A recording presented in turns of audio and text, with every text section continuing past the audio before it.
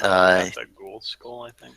Yeah, we got the ghoul skull, and then we headed back to the boat. Yeah, I want to make sure, because Fom's didn't write it down.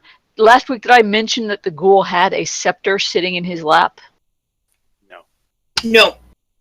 Well, I should have. There was a scepter sitting in his lap, and you probably would have noticed it was magic. Oh, so let Red get in and detect magic or an identify before we go back into the dream world and try again on all the stuff we haven't identified yet. Yes, please.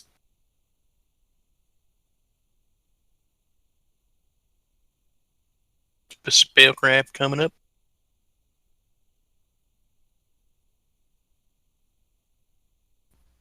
Okay, that's a 20. Because you rolled a 4. Nice. Yeah, our Awesome. spellcraft actions. There is a spell, dude, called Identify. It's a first level spell that Really? it works just like Detect Magic, only it gives you a +10 on the results to identify items. Yeah, I'm probably gonna wind up having to pack that from here on out because I roll bricks repeatedly. The cool thing is it's a level 1 spell. You can get it on a wand, I think. I'd have to check if it's not if it's wand legal, but it's definitely something that might be worth consideration. Solid a 24. That's not going to be enough to let you identify the rod. So what were your plans for your next trip into the dream world? Well, hang on. We still have one item here in the real world that hasn't been identified yet. What was it? Which is? That robe. Wasn't it a blue robe of something about casting spells? No, you're thinking about the old robe. I was thinking of the Dilathinus thing, and all I could think of was a slutty see-through, total, swords and sorcery sorceress outfit. So what's your point? Can I do a spellcraft check on that one? The robe you got from the Faith Barge? The one that has no special value but isn't radiating magic, but I swear it's magic. Because nothing just shows up like that. It's either a poison trap or it's magic. Or it could just be a non-magical robe. I did do a detect magic on it, correct? Yes, you did do a detect magic. It is not detecting as magic. Is this about the time we draw our swords against the darkness? Well, seeing as how, I can't botch detect magic rolls, apparently. I'm safe with, I'm confident saying it's not magic.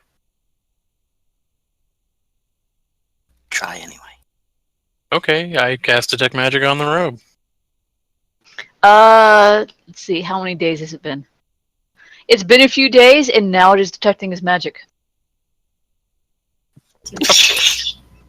Okay.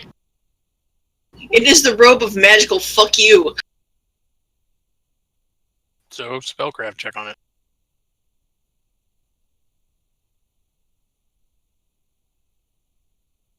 34. This is a monk's robe. This is a monk's robe. Give me another spellcraft check real quick.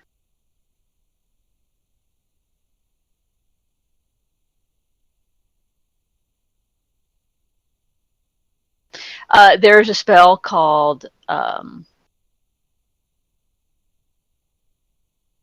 see what exactly there's a spell called Magic Aura, which suppresses magic auras and items, and apparently this robe had it cast on it, but the spell has worn off, so now you can see that it is magic. Oh, right. Hooray. And what does the monk's robe do? It lets you be, if you have any monk abilities or unarmed strike abilities, it lets you count as a monk 4 levels higher. If not, you get the damage of a monk at level 4 with your unarmed strikes. Yeah, so basically, if you are a monk, it lets you be a better monk. If you're not a monk, it lets you punch things like a 5th level monk. Sweet. And that was my good roll for the night, so don't expect much else out of me. So, party.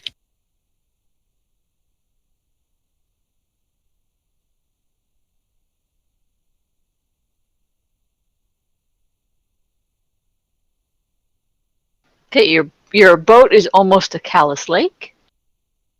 And what next item are you going to go after in the Dreamlands? Want to just work our way down the list? It has worked out quite well for us thus far. By the way, on the in the message board area, I put up a post just for the Dreamland loot. Cool. So if there's anything, so people don't forget what we do have. It's actually a really good idea.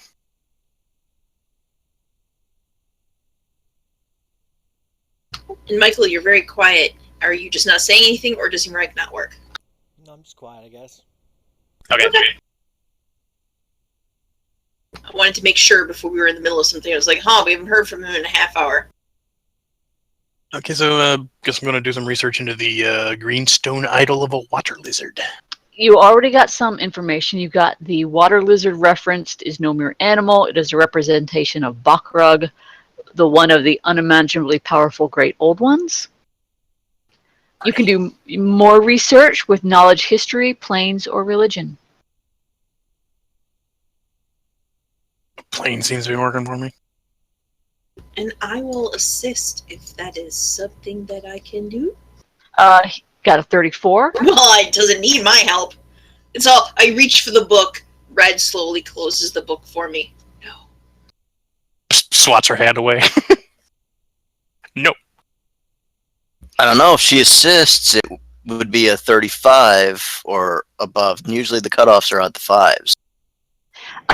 This one, in one of the books called The Forgotten Servants, you learn it's a horrible treatise collecting rumors of the great old ones. It asserts that Bakrug lives in a vast unnamed lake in the Dreamlands, and a race of alien creatures founded the city of Ib on the shores of the lake and worshipped Bakrug there. A greenstone idol was the center to their rites. Relay this information to the group. I don't think we're talking our way out of that one. No, we're probably just gonna have to go with the, Amos smash method. Depends. Does your information let you know how smart this creature is? Or the worshippers are, rather. Yes, that too. Oh, why don't you give me another history, planes, religion check?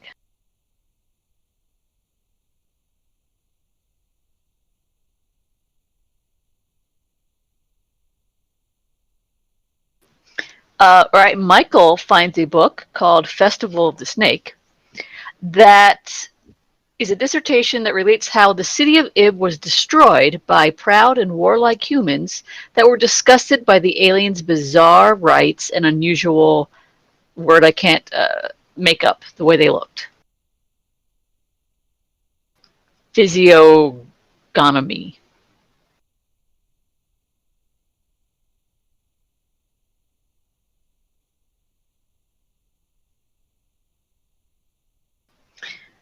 Erevan, yours tells you that the victorious humans that destroyed the people of Ib were from a city called Sarnath, and after destroying Ib, the folk of Sarnath carried away a strange green idol and housed it in one of their temples.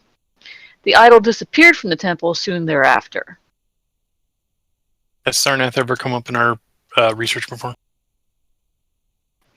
It has not, though with the research, it is a city in the Dreamlands, much like Celephas was a city in the Dreamlands.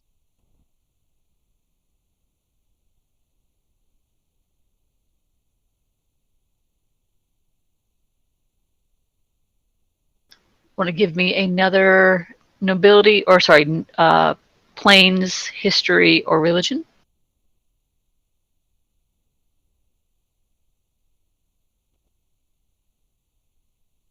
I am all about the 34s for points tonight.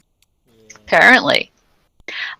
With that, you learn the proper phrase to add to the ritual, which will allow you to reach the city of Sarnath. Like, what if we were to try to do the ritual without reaching that? Would we have to, like, walk someplace or something? If you do the ritual without getting the proper phrase, it takes you to the desert and the Caravansari. And then what? Do we have to, like, walk to the new place, or? Do you have a map of the Dreamlands that'll tell you where to walk? I'm just saying, like, is that hypothetically an option? Hypothetically, yes, but unless you know where you're going, you could be heading in the opposite direction of where you're trying to get. Are these places Because you don't actually... Are these places, like, in vastly different places, like going from, like, I don't know, China to here? Some of them, yes. Okay. So technically it's possible, but... I mean, even if someone drops you in Kansas City and says you have to get to New York, if you don't know which direction New York is in, how are you going to walk there? I was just wondering if there was, like, some kind of, like, hypothetical, Hypothetically, it is technically possible, but not probable. or recommended? Or recommended. I don't know. We just need a horse with no name. Are there, like, monsters? Like, Yes. Dreamland highway bandits and stuff? Yes. Oh, that's kind of cool, actually. It's just good information.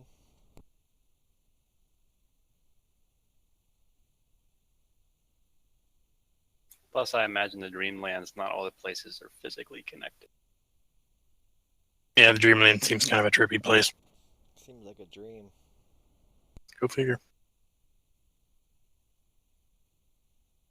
So if you want to ritualize and head to Sarnath, you can do that this evening. And die. Anybody have anything they want to do before then? Yeah. Like what? Swap the deck? Well, I mean, if we are close enough to, like, if we're going to be pulling into a port, we can restock ourselves in real life so that we are restocked in the dream world. But Why? We haven't used anything in the dream world. Anything you use in the dream world, you don't use in real life. So the next time you go into the dream world, it's like you never used it.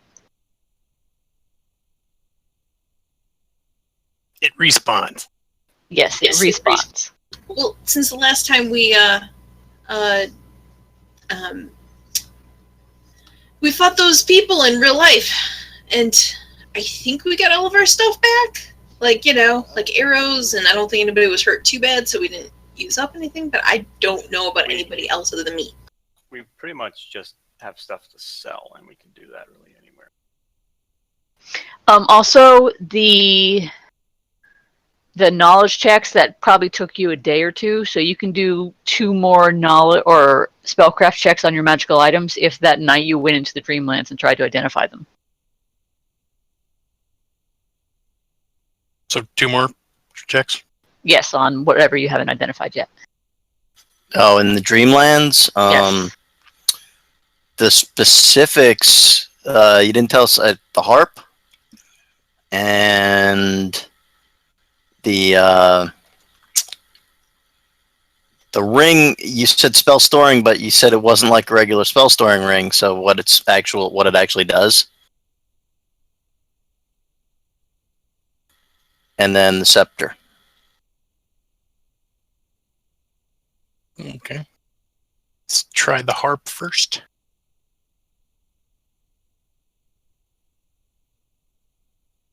No, I said the ring was just a regular spell storing ring.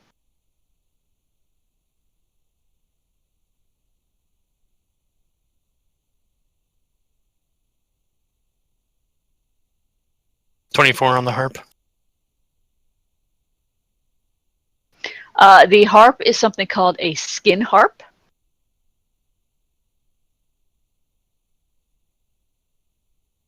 And it does...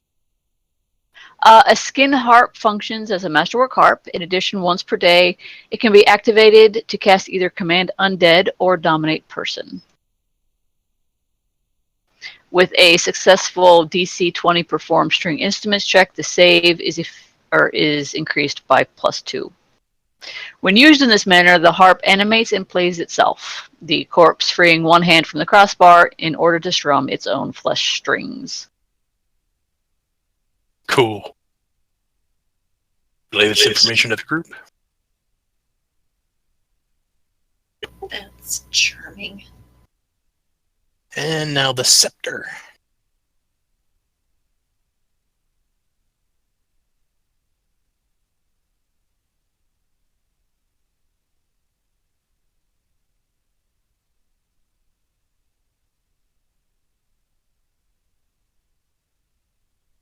Giver.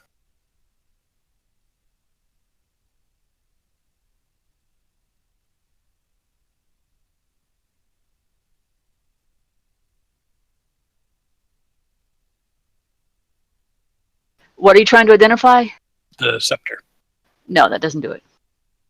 Yeah, one more on the scepter, correct? Yes.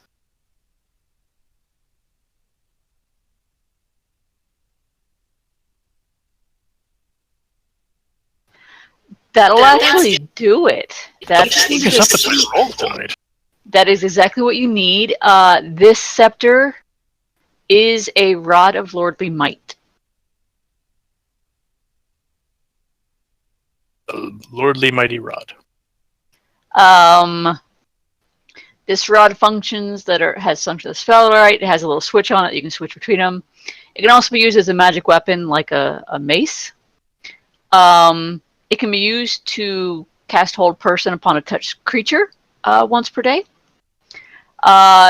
You can use fear upon all enemies viewing it once a day. You can do 2d4 hit points of damage to an opponent with a successful touch attack, and cure the wielder of the same amount of damage. It can be used as a +2 light mace. You can push a button and it'll become a +4 battle axe. You can push another button and it'll be a +3 short spear or +3 long spear that can be lengthened up to 12 feet. It's like a Swiss Army beat stick. Yeah. Also, if you push another button, a spike can come out that can anchor in stone. And then it can lengthen from 5 to 50 feet in a single round. Basically, it become a ladder, bear up to 4,000 pounds. And also, it can indicate exactly which direction is magnetic north. Cool. Relay all this information to the group. What's this tool called again? A rod of lordly might. You can Google it. If it was in the really real world of the game, it would be well above our wealth. Oh, it also can become a +1 flaming longsword. Nice. Oh, 70,000 gold? Holy Yeah, shit. like I said, if it weren't the Dreamland weapon, it would be well above our wealth.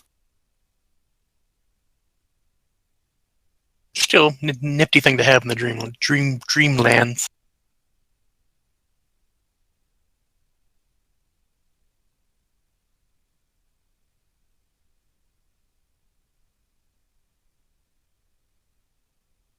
Foms is currently laughing, going, I was right, because he was guessing that's what it was, but I wouldn't tell him.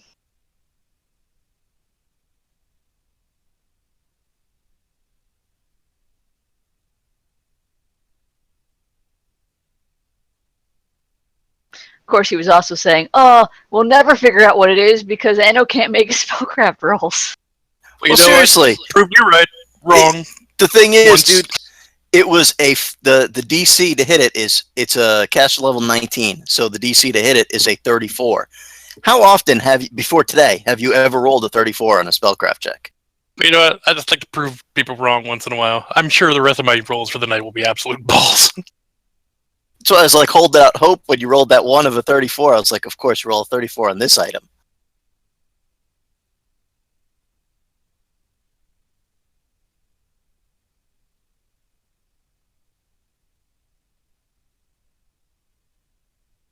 Blowing all my good rolls on knowledge checks tonight. That's all right. Scroll up a little bit. Look at when I tested my macro and rolled like back-to-back natural 20s.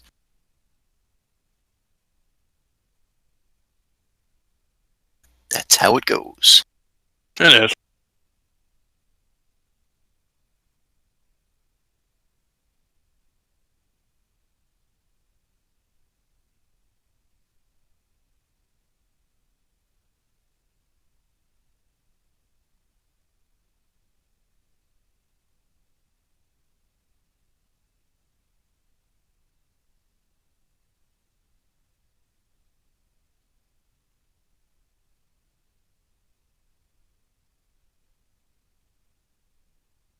So what you gonna do now?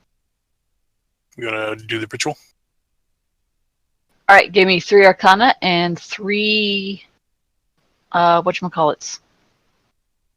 Planes? Planes.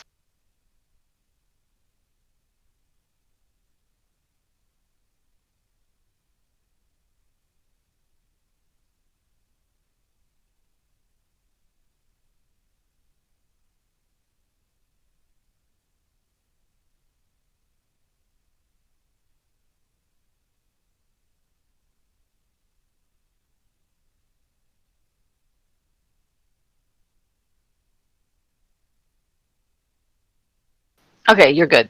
You don't need to do anymore. You succeed in the ritual. How much damage do we take?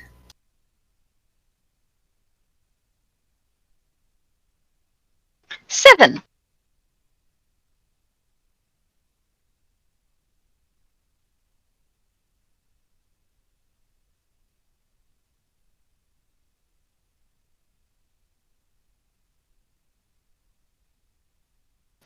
All right, and here we go.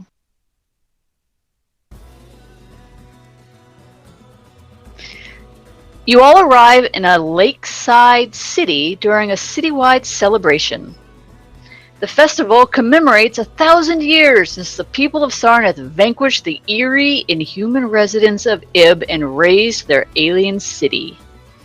You have arrived late in the evening after the decadent celebration has been underway for many hours. The people of Sarnath are heavily intoxicated, wearing their finest clothes and jewels, while engaging in gluttonous feasting and other sensual indulgences. The people of the city welcome you eagerly, and their reactions to you range from politely jovial to surprisingly intimate. As you already visited the Viscount's ball, this party is dramatically different. While that ball was a proper and courtly affair, this festival is an unrestrained bacchanal. I feel uncomfortable. Oh. Triggered. This is probably right up Indra's wheelhouse. We don't have to say what it's up of hers. Ho! Well, yeah, ho. Oh. Love you.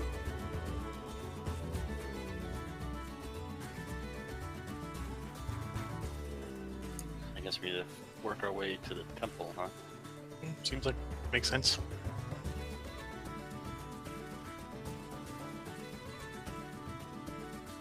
Yep. While you don't see, you see a bunch of temples. I mean, there are a lot of them. Though you do see one structure that dominates the landscape. There is a dizzying, tall, and opulent palace that sits near the wall of one of the city walls.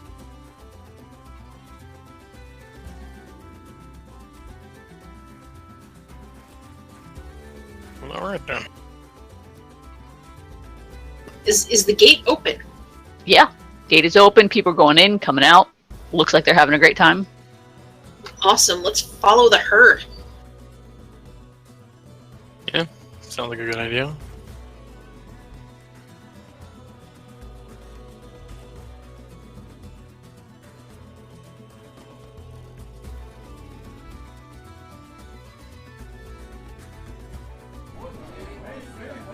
All All right, you enter the feasting hall of the palace. Resplendent with golden filigree, high arched windows, and sumptuous tapestries, this opulent feasting hall is packed with thousands of people enjoying a grand feast. Let me turn this down a little bit here.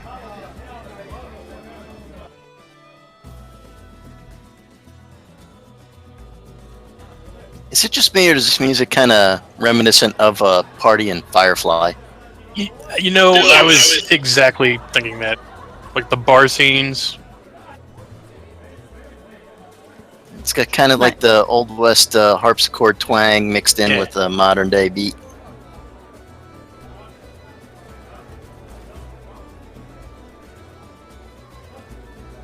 Okay, let's see. Golden torches affixed to the walls illuminate the festive throng, crowded balconies, and a staircase looking over the vast hall. The attendees are draped in garments sewn from gorgeous silks, satins, and velvets.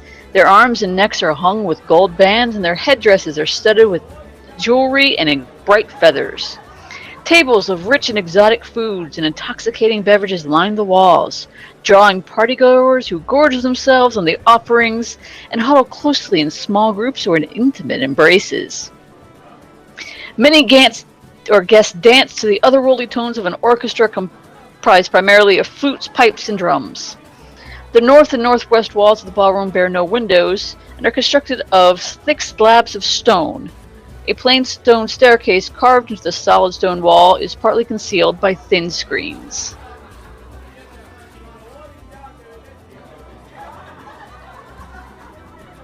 Anyone see any idols? I put on my best friendly face and I, tap the shoulder of the closest non-coitus engaged reveler, and I'm like, "Greetings, friend, on this great and glorious day."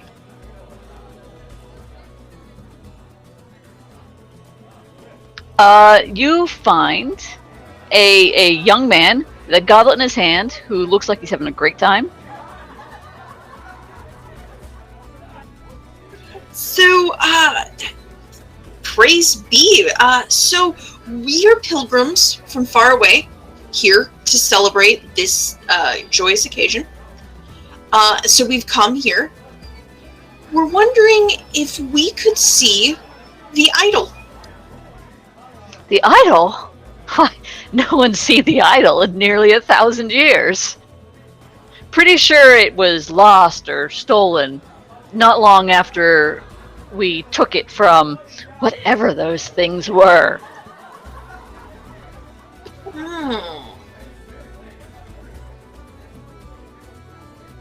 1,000 years, you say?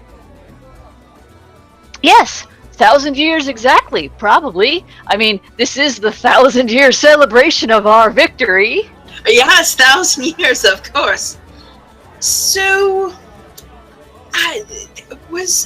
I admit our stories in our faraway village are somewhat sparse.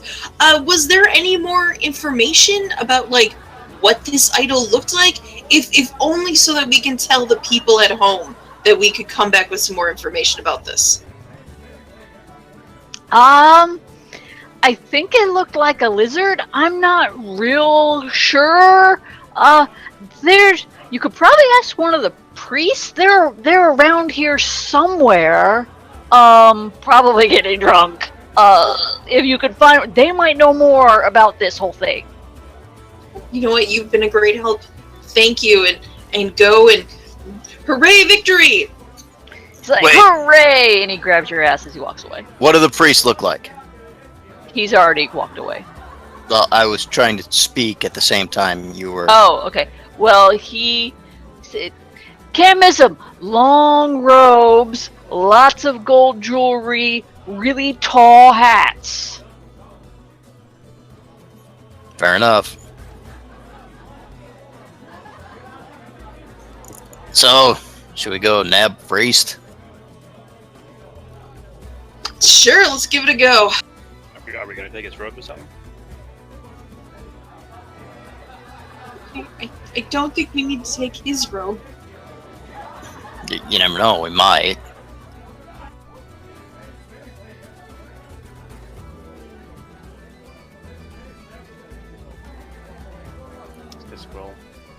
priest? As you're looking around, you do notice a very tall hat moving through the crowd. It looks like it's dancing with somebody. It's moving very quickly in a circle. You want to go move in there, Indra? Sure. If I dance, someone's gonna get shot. So, going up, watching the dancing for a couple moments, trying to mimic it a little bit, and then like swoop right in between the two. All up in the priest's face, smiling my best smile. He is smiling right back.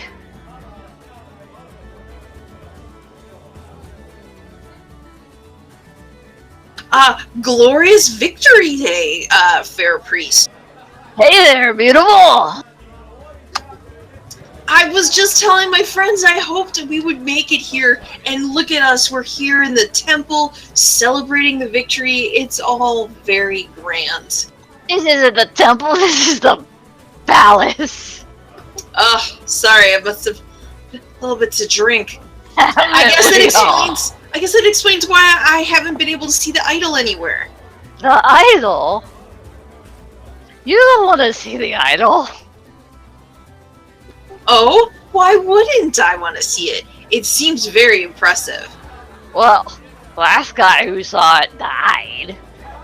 Oh no! Totally lays it on thick, rests her hand on his chest. That sounds terrible. What happened? I don't. No one knows. Just high priest. They put the idol by the altar, and the high priest was in there, but he didn't come out. And when someone went to go check on him, he was dead, and the idol was gone. And on the altar, someone had soiled it. That is... Who would do such a thing? I think it was a prank.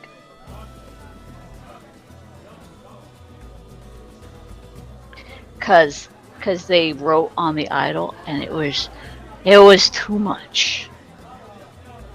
What did it say? He leans over real close to you and he says, "No!"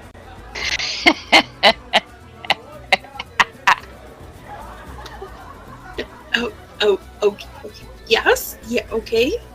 I mean, doom. Okay, I get it. Well, I guess it's a good thing it's not here. Or, anything. Guess what happened to, what is there writings in your order about what it looked like specifically? Like how big it was or anything like that? Yeah, I think so. What? And he gets distracted by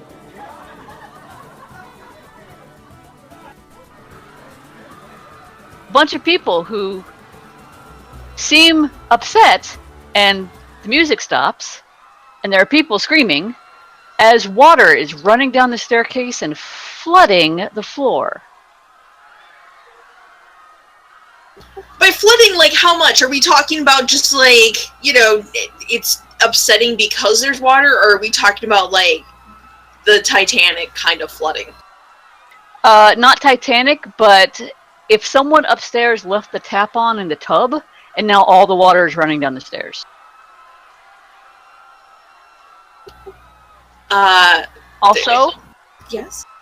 From behind the screen come out very weird, creaturey things. Roll for initiative.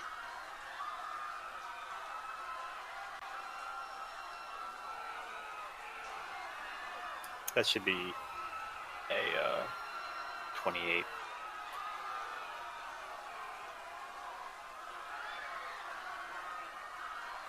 Well, I'm back to my normal initiative rolls, so that's comforting.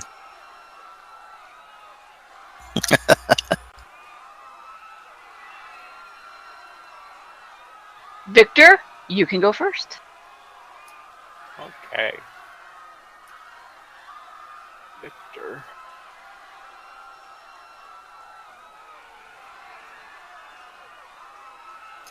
Damn.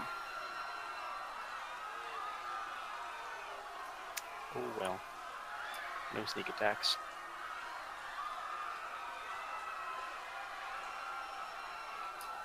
Victor is going to begin shooting.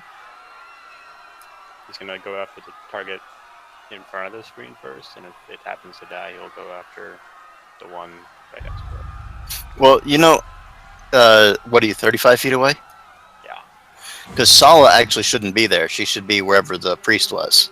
So you should be able to 5-foot step up.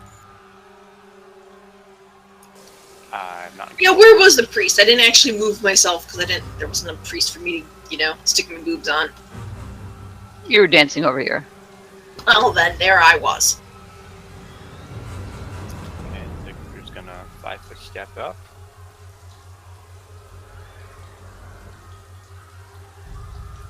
You do notice, just by looking at these things, you can kind of see the wall behind them. Alright, so what kind of knowledge check do I need to roll for these things? Religion. Well, fuck that.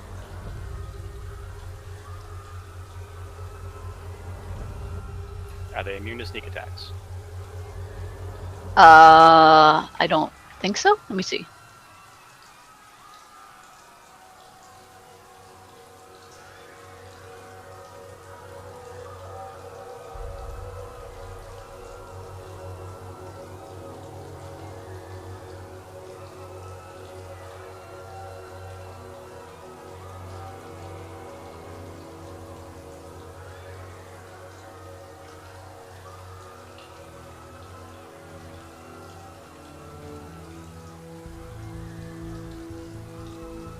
It doesn't say anything about not being able to be crit, so yeah, you can totally crit it.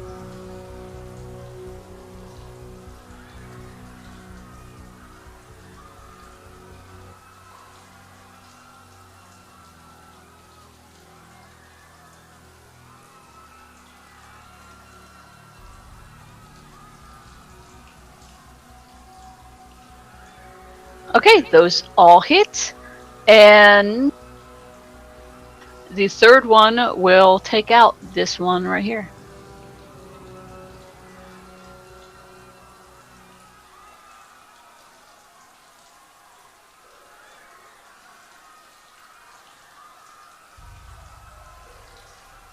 And that's my turn. This one will move up and try to attack.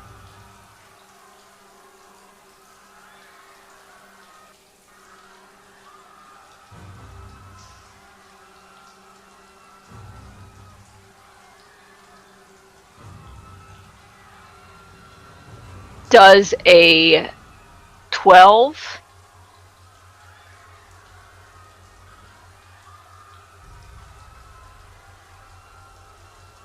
It is an incorporeal touch attack You. against you. Does it? Not hit my flat-footed touch. Okay.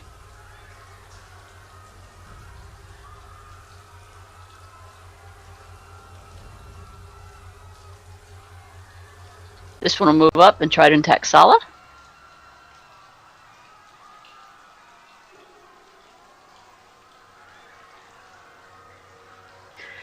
Sala, you take 6 damage. And also, you need to give me a will save.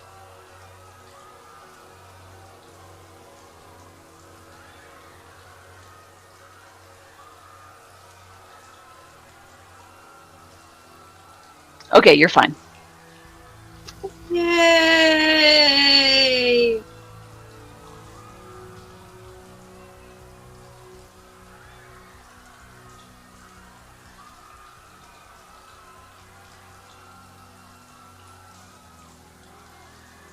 That one moved to there and attack Victor.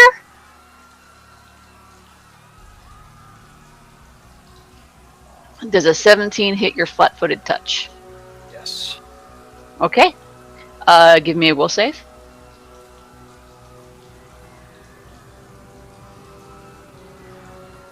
Okay, you are shaken. Yep.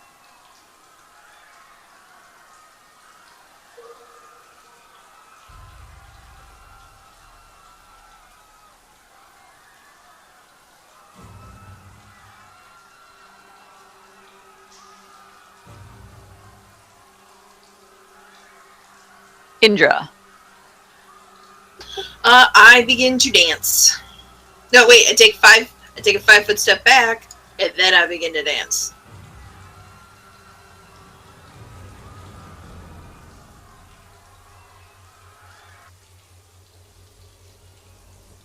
I'll get rid of the screaming crowd. Most of the crowd has run away or cowered at this point. All right. Crumb, it is your turn. I am going to do my knowledge religion.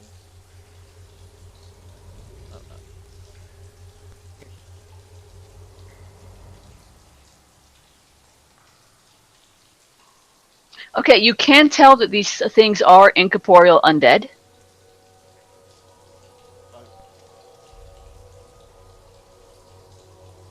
Though they are nothing you have ever seen before.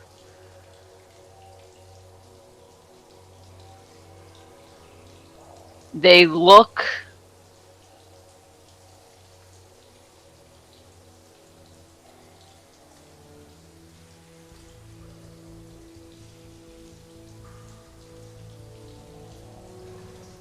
go ahead and show you this.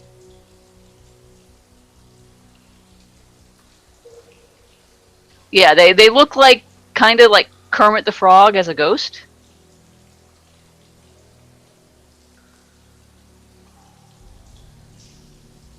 So can I channel positive energy, and would that hurt it? Hurt these things?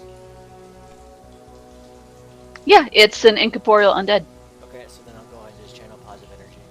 That does not provoke because it's a fifteen ability.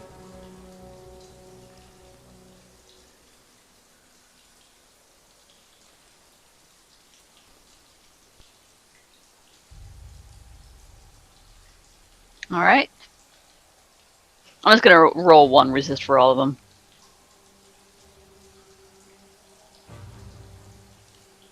So we'll save. Yes.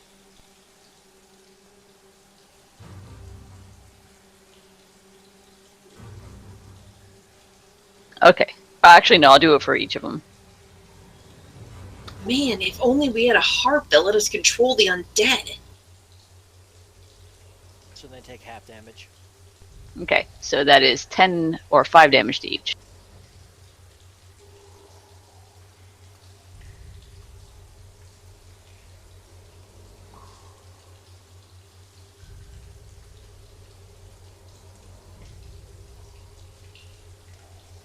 Amos. Decisions. Amos will 5-foot step and attack the one above him using my little hasty boots.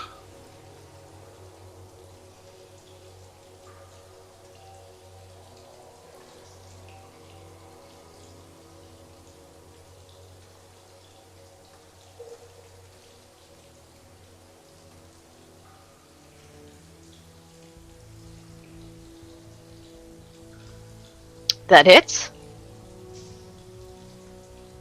That also hits, and that'll take it out. Okay, and then my third attack at the one over here next to me.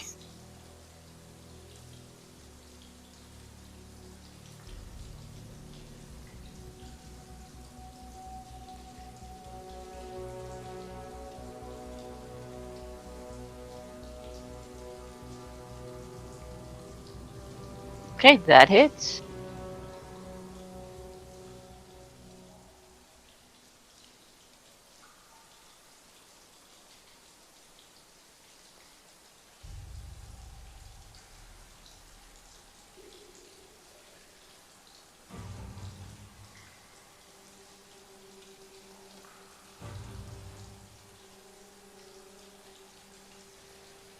Aravan.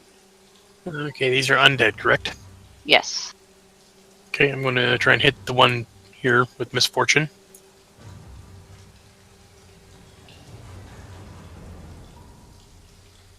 It fails. Hooray! And just for gets and shiggles, I'm going to do a knowledge check on him. Would that be planes? Religion. Religion?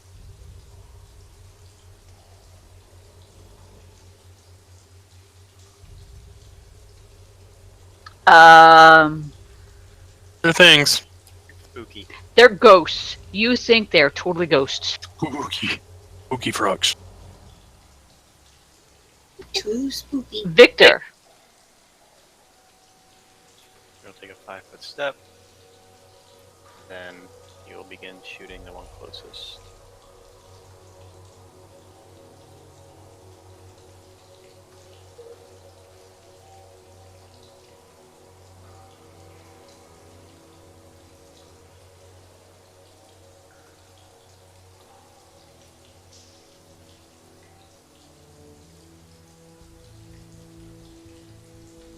Alright, your first attack will hit.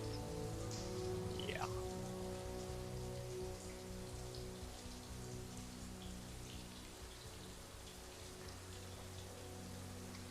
This fellow will move forward towards Indra again and try and attack.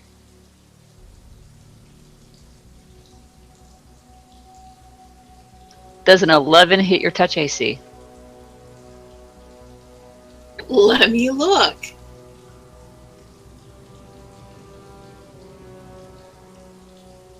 Scrolling up.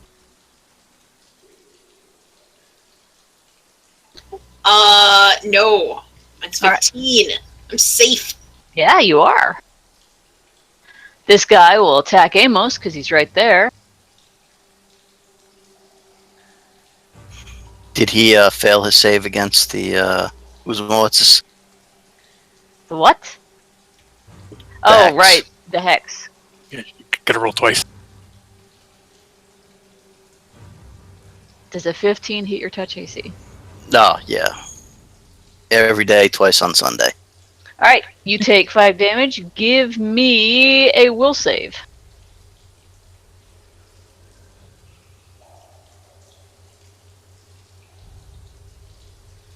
Okay, you're fine.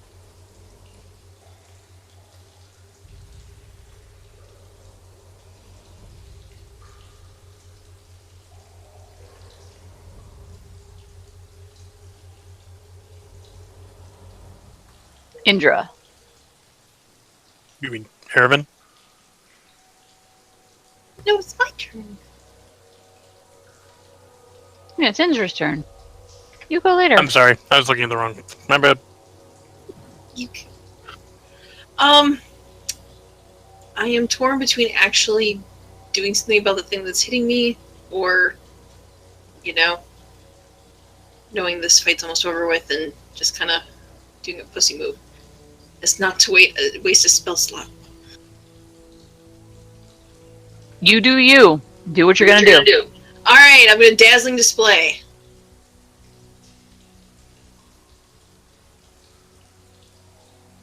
Okay, they're undead, which are... Oh, that's right. Okay, they can't be...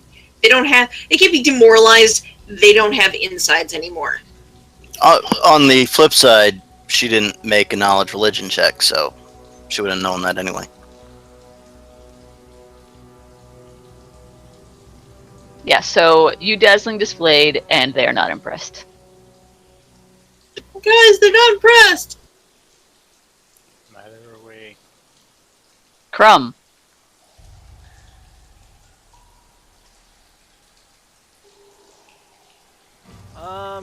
Well, I think my thingy is working, so I'm just gonna keep doing the channel thing. So once again, I'm gonna use my holy reliquary freaking armor stuff and say some chants to freaking Shellen and tell her how beautiful she is and how awesome it is and blah blah blah blah blah.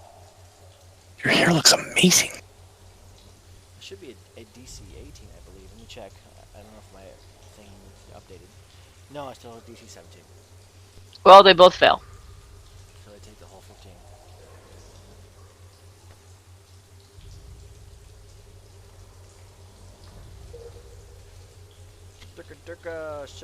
Jihad.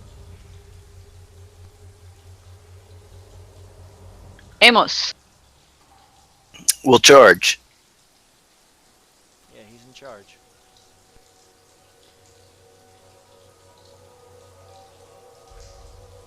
I'm like Charles.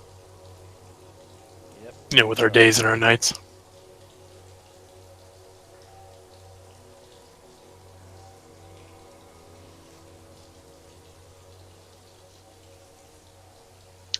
Yeah, that will confirm, and you will destroy it.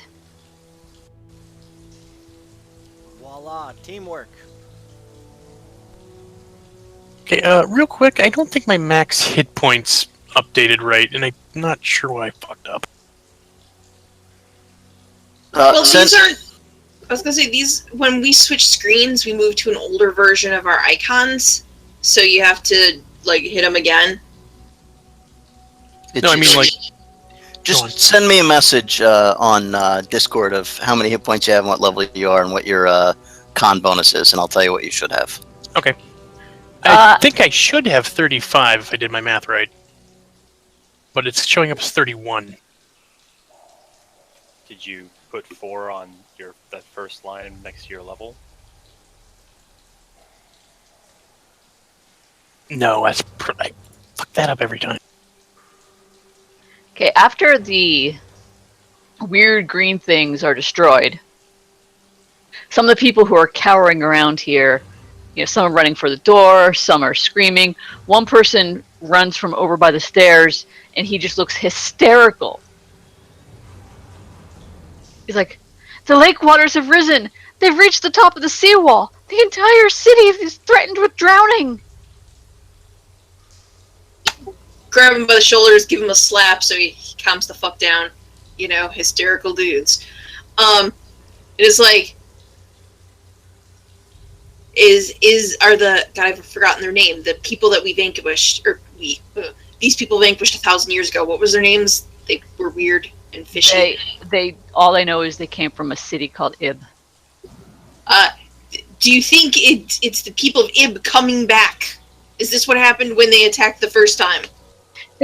We attacked them the first time, but there are ghostly forms on top of the seawall. One of them's holding aloft some green statue, and I'm afraid these ghostly apparitions will destroy the entire city with lake waters. Hey, wait. Where's the one with the statue? Up on the wall! Where? Direction. Point. He points at the stairs. Over here. Well, guess we know where we gotta go now. Yeah, screw the city. Lets him go so he can scamper off with his friends and cower. I'm so glad that I prepared to ride the waves today. Is everyone, healthy enough to fight something else? Yeah, as long as nothing touches me, I should be fine. And even then, I can take a couple touches. Is everybody good? Because I can channel energy here to heal us, top us off. Or I have the. I'm only down 7. I certainly wouldn't mind getting topped off a little bit. I have to see. We'll check out the one here. I don't want us to go into something fucked up and us be jacked up. Because, I love you guys. Ender loves you too. For $5. I'm moving you all together so I can put you where you need to be. My hero that is going really freaking slow.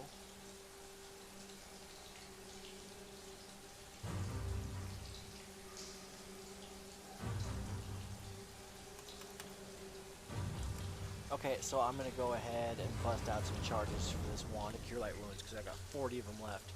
So, D8 plus 1. So if somebody healing? gets 9, Ooh. I don't know. We'll start from top to bottom here. Red. I only Oh, need you didn't- 6 or 7 rather. I'm fully healed with your channel, so I don't need any. I didn't channel. I channeled for to hurt things, not to heal. Oh, okay. Well, I'm down 15, but mine's, All right. So Aravan is red, right? Correct. Yeah. So you get 9. Victor, let's give you 5. That's fine. Amos, let's get you 10. You're full up. So that's 5 Thank you. charges. We're good.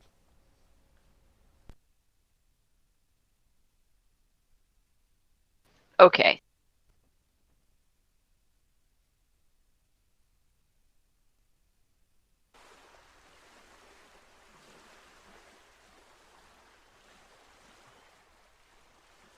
The steep staircase ascends through the 50-foot tall seawall. The water pouring down the stone stairs makes the climb slippery, but the stairs are otherwise clear of creatures. As you near the top of the staircase, you enter a thin green mist composed of very fine particles. These odd particles cling to the skin, hair, and clothes, imparting a slick, waxy sheen that is unusual but harmless. The mist restricts visibility atop of the seawall to only a few hundred feet. Wow, The, this is not yellow mist. the top of the seawall is 20 feet wide and made of smooth worked stone. Narrow, decorative crenellations along the north and west sides of the seawall rise 5 feet high every 15 feet apart. The lake's water has reached the top of the wall and is now pouring into the city. Roll for initiative. Jesus.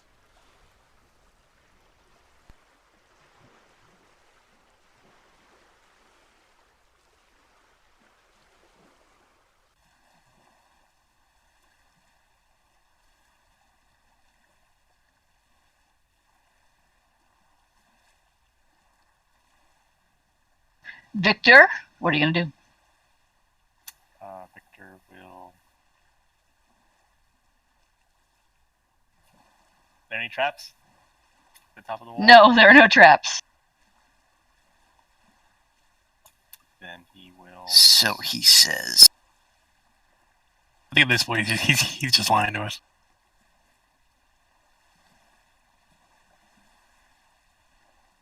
Move Dar.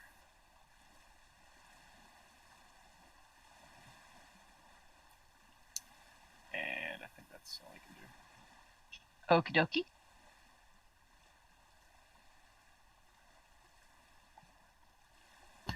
Well, It's not your turn.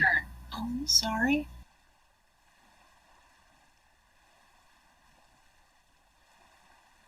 So the will-o-wisp will attack Victor.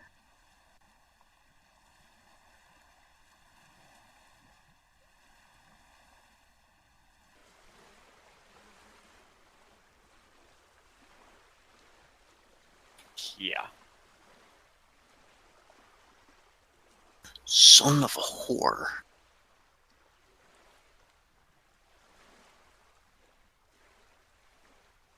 And the will-o-wisp will attack Victor.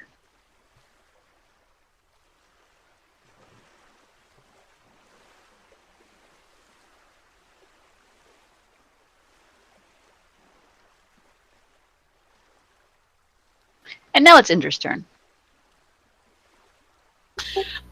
I was gonna say, well, since I have nothing but my OOC knowledge to know that there's a fight, I guess I'm gonna do nothing. But from my vantage point on the stairs here, 5-foot step, I see the screaming. Well, I know that now from my point in the stairs, and I can see this. I begin to dance to encourage my comrades to do better.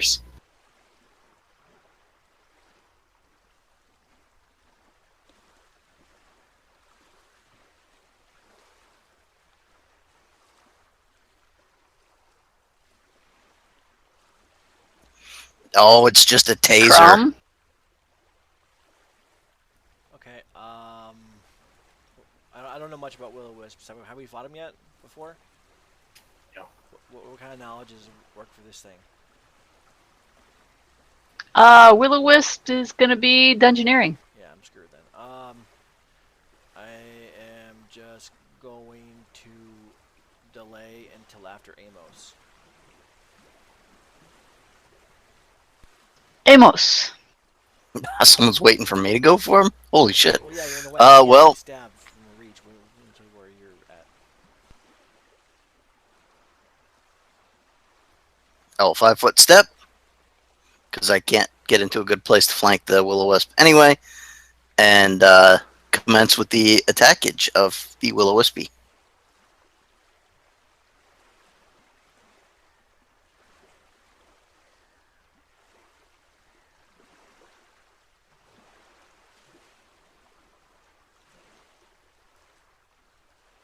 You hit.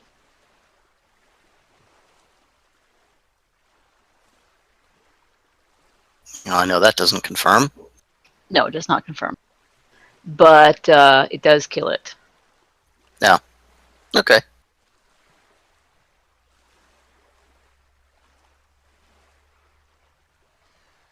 Now it's Crumb's turn. Well, it's kind of moot now.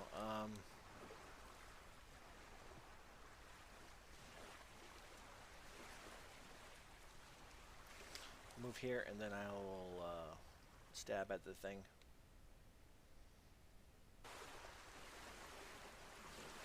So, she's dancing, right? So, 28 You hit. for 10, 11, 12 damage. Okie dokie.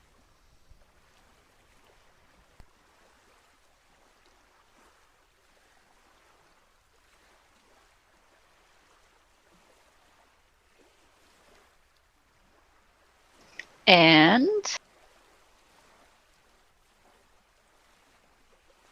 the Will-O-Wisp attacks. Amos.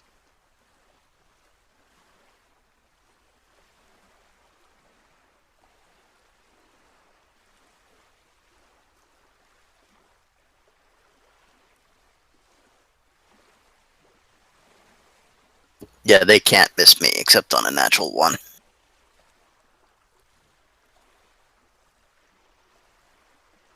So now it is Aravin's turn. Okay. I can move into a knowledge check, correct? Yes. You Moving can up. move, do a knowledge check, and a standard action. Yes, I just wanted to make sure I could do, doing dungeoneering, you say? Yes.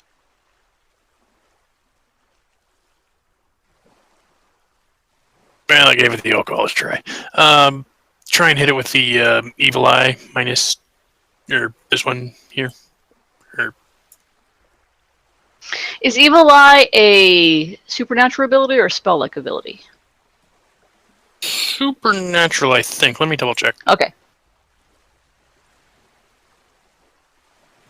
All hexes are supernatural, they don't provoke. No, bitchin'. Okay. Supernatural. The -2 to attacks. Yeah.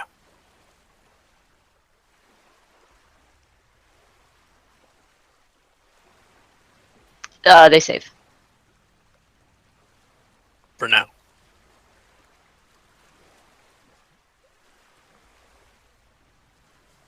Victor. I have to go help my wife. Be right back.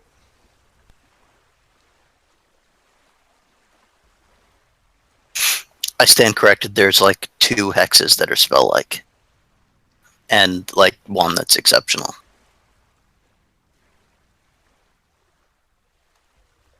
Okay, Victor will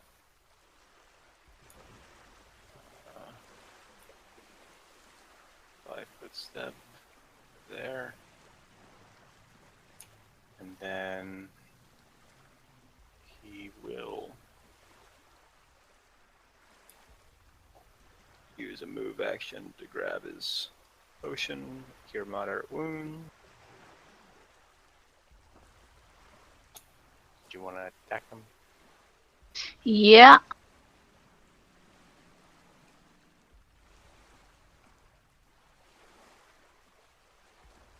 Then he will chug said potion.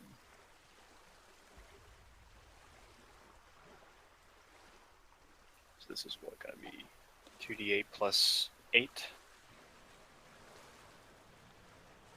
I believe so.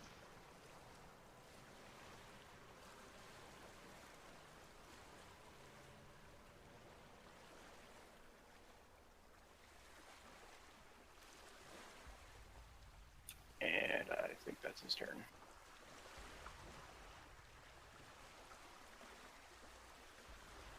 The Will-O-Wisp will attack you again.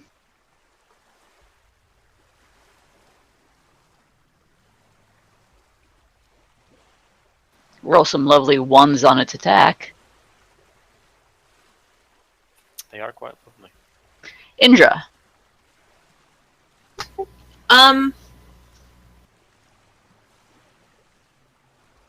Normally I wouldn't on just 2 enemies, but these guys are kicking some surprising butt. So I'm going to cast haste on my friends. Okay, everyone is hasted.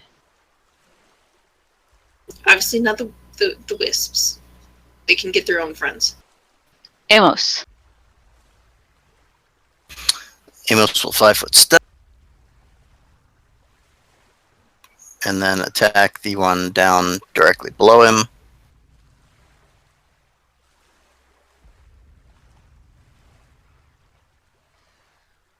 That hits. Do both of them hit? Yes, they both hit. And that'll kill it. The 2 that you hit will kill it. Yeah, I'm kind of back until my wife yells at me again.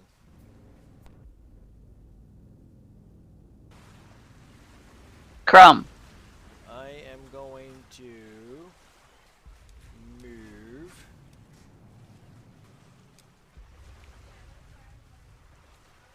There's 20 feet so far. 25, 30. Okay. Now I'm going to flank attack it. I think. Yeah, miss, and I'm hasted. You right? miss. Nah, I probably missed. You miss again. It was worth it.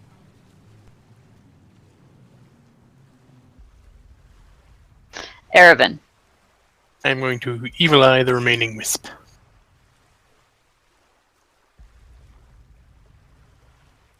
Alrighty. -2 to attacks. It saves.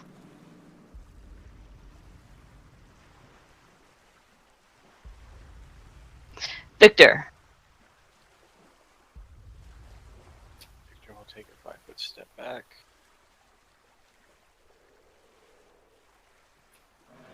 And then he will try and identify this creature.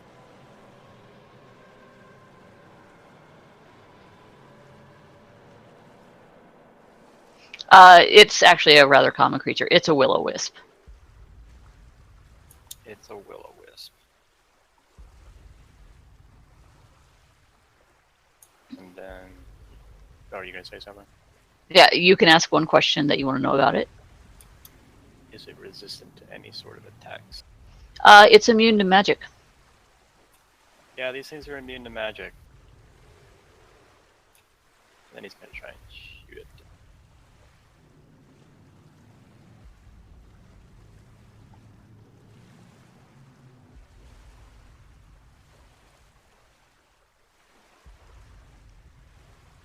It's going to be what? 2 for haste and 2 for the dance.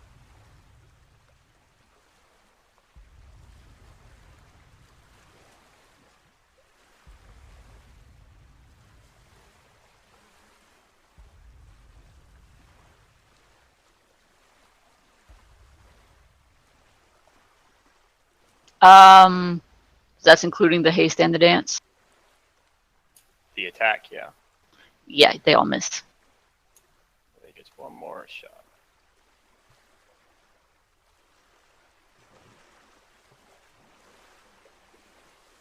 So the 36. So I need to confirm. That's gonna hit. And that's gonna confirm. And that's gonna kill it. Say so.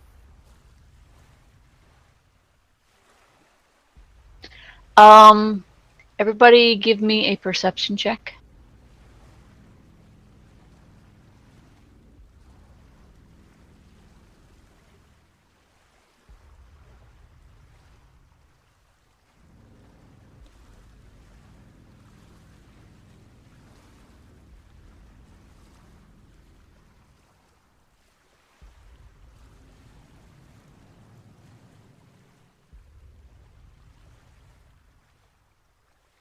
Okay, Victor, Aravan, and Amos.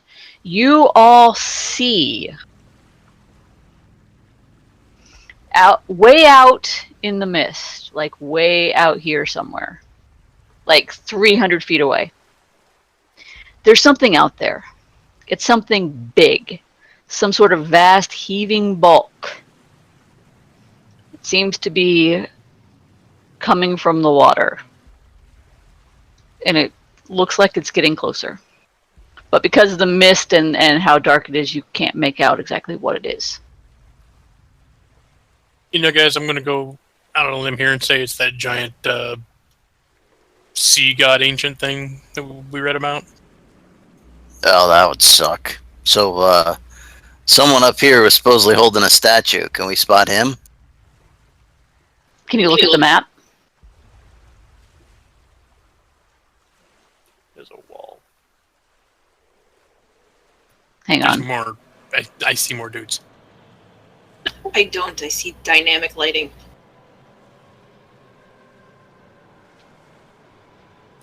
Nope, that's behind darkness. That's because you guys are still in the staircase. No, I'm not. Okay, I'll take out the dynamic lighting on the staircase here. Like, how high is this railing? How's that? Okay. Does one of them have an idol? Yes, this guy right here, he has got a green stone idol, and he is holding it over his head, and it looks like he's chanting. Well, let us commence with the fuckery of the bad guyery. That is kind of what we do. I assume they're aware of our presence. Okay, you guys can re-roll your initiative. It's a different fight. Figures. Got them single digits on lockdown. I mean, if you guys want to do something else, I mean, these guys, they're busy with their idol, so... We'll cast a fireball on them. That's percent. How did you know that's exactly what I was going to ask? Chuck a fireball their way. See, first, does the idol look like something that could be destroyed with a fireball? I don't know. It looks like a greenstone idol. Stone. Probably not. Okay. Blessed by a god. Probably not. So I'm Okay, gonna when I say you guys can do stuff, you guys can do non-offensive stuff. Oh. Okay. If you want to heal, I'll let you. Not offended. But if you're going to attack, it's going to be initiative, and they beat you. I already healed, so. Yeah, I'm dialed up, so I'm not offended. I ain't mad.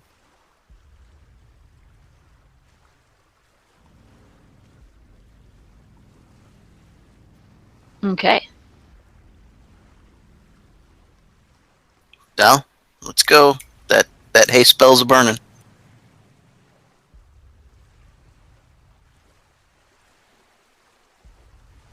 It's technically good for 8 rounds. Yeah, and we used Alright. a round of it. The guy holding the idol, he is holding it up in the air, and he looks at you and points.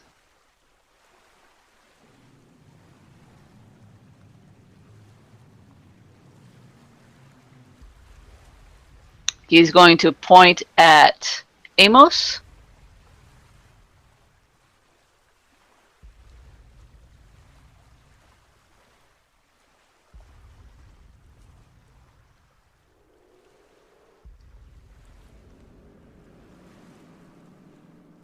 And uses his call lightning. I regret moving up the stairs.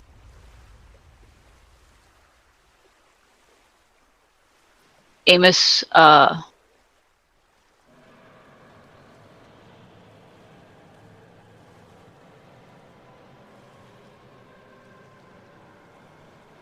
That should actually be a 14 because I get a +1 from haste. that will still fail. You take 16.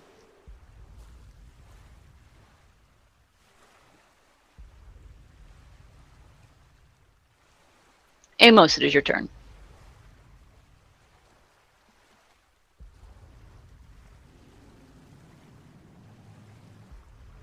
You know, I'd hold out for somebody to cast a fireball, but since they are at the bottom of the fucking order. You know, yeah. Alright, yeah, hang on.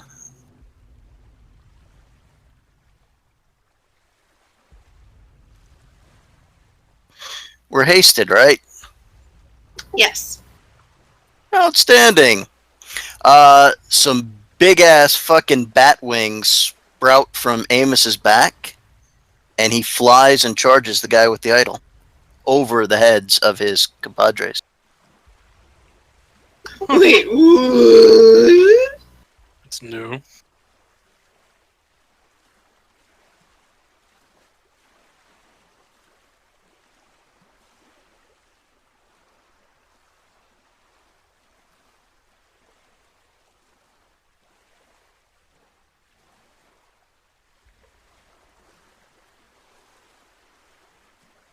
So the wings. This a new thing?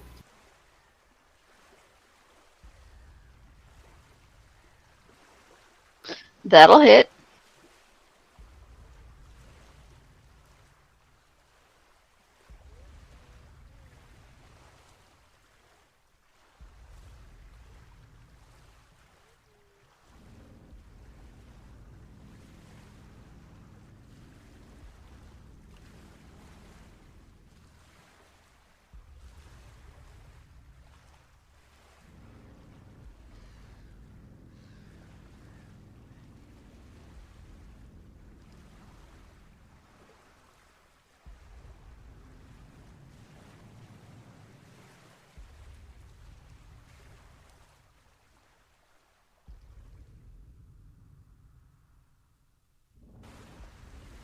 Okay. Crumb. Crumb will be awesome.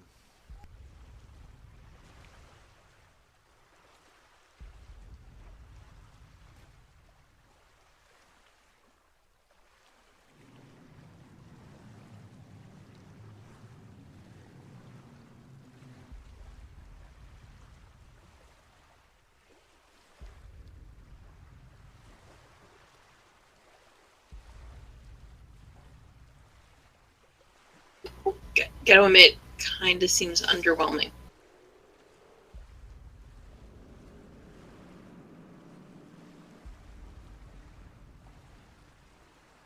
What's the awesome? Oh, I'm done. I'm done. You're just gonna move? Well, yeah. Okay. Well, all right. That's awesome. Yep, you're getting pushed over the side. That'll be awesome. This fellow will come over here and try and attack Amos.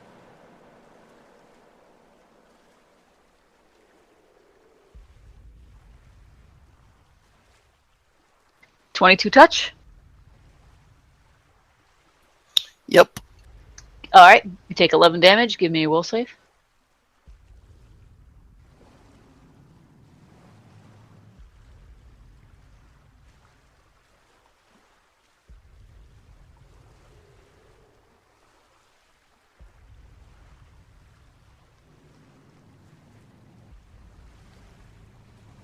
Okay, you're fine.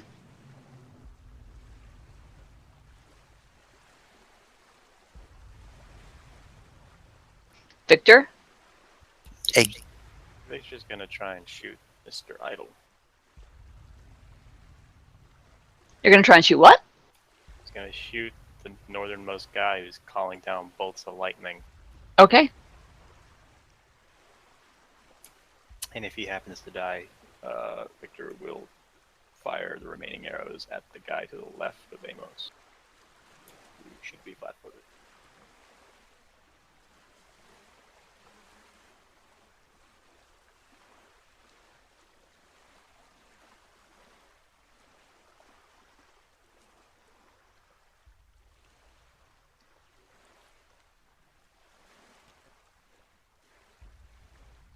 Okay, they all hit. It's one more attack for the haste. Hang on, let me make sure I get this all.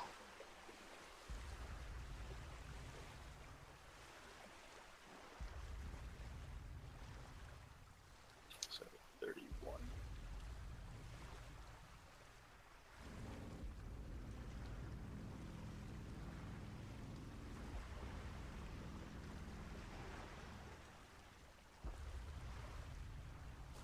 So 54 damage.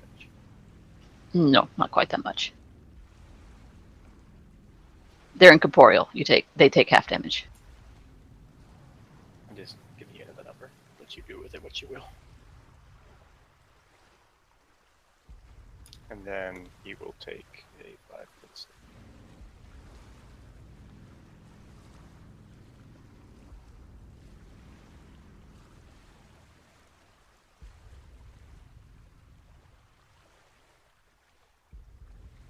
That guy will move to there. Indra? Most of my magic is enchantment based and is undead that does not affect them. And that pretty much leaves blindness, but they're ghost frogs, so I don't think that's really going to be a thing for them. And monkeys, which is a 20-foot spell. Sorry, 25 feet. So, yeah. Alright, let's shoot him with a bow.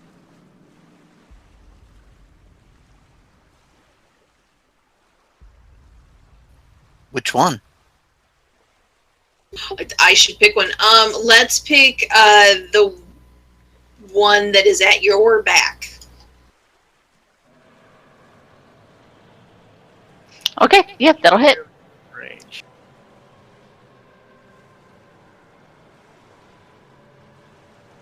Erevan. Okay.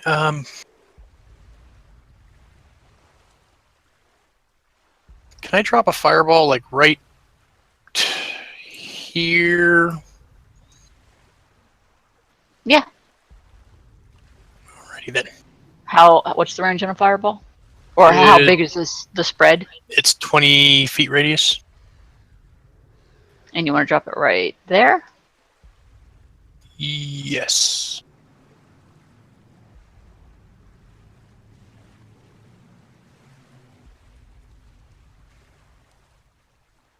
If you center it on this guy, It's fine. He's not going to hit any of you, and so it's dropping right here. You're going to catch 3 guys in it. That is the plan.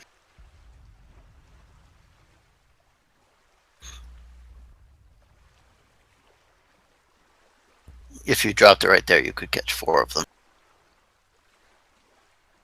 Well, I already called where I wanted to land and I already rolled, so.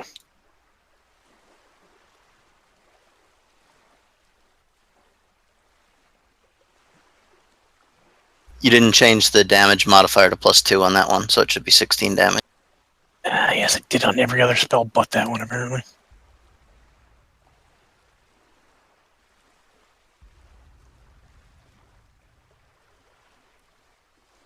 Okay. And Next turn.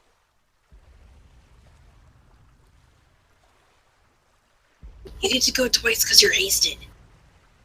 No, not with spells. That was different.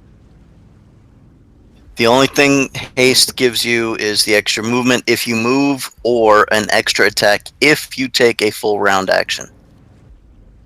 This guy will move forward and attack Crumb.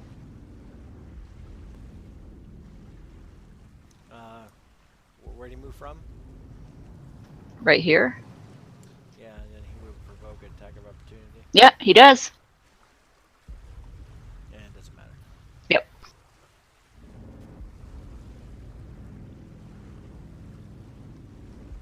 Yep. Give me a will save.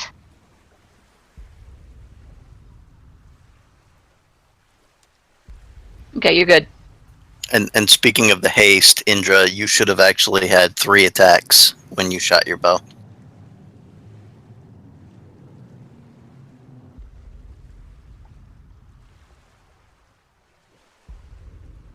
Darn it. Oh, that's right. On my little post note here, I've got a second attack. All right, take your attack of opportunity on that guy. He gets more than one. If he has combat reflexes. No, another guy moved. If he has combat reflexes. Oh, that's right. So No. he okay. So he moves up and he attacks Crumb.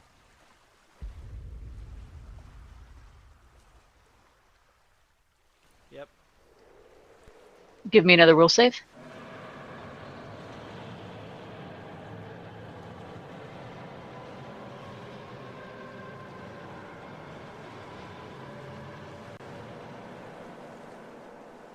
Okay, you're still fine. The priest guy is going to look at you and kind of point the idol's head at you. Who is you? Sorry, at Amos. He doesn't say anything, but he looks very upset with you and kind of is like forcefully pointing the idol at you. Give me a fort save. Did he just cast a spell? No. He's pointing the idol at you.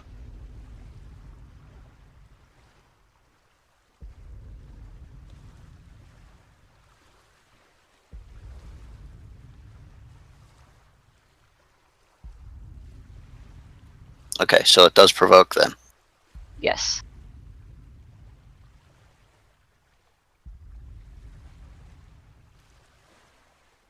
And then I need to make what, a fort save? Yes. Oh, thank God. So I take what, 18? Yes. I didn't want to see you last crusade it. Amos, I can't reach you with healing over there.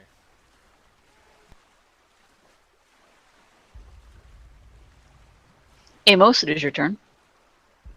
Well. You are still dancing back there, right, Sala?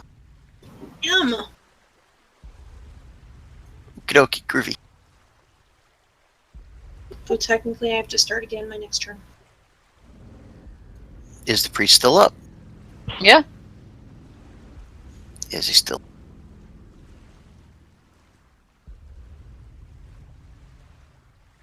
Hang on, let me see. Yes. Is he still up now? Yes.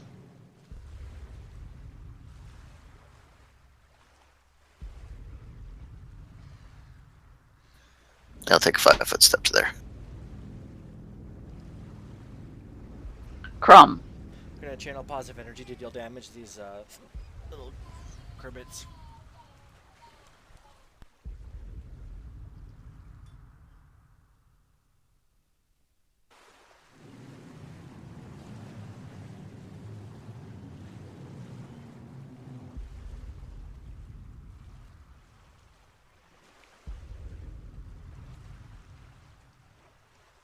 They all save. So have 7. And I gotta go take care of my daughter. Be right back.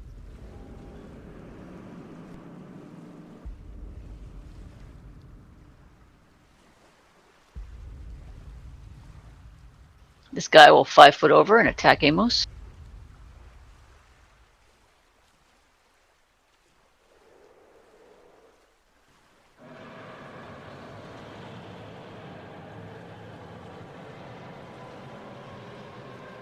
You're fine.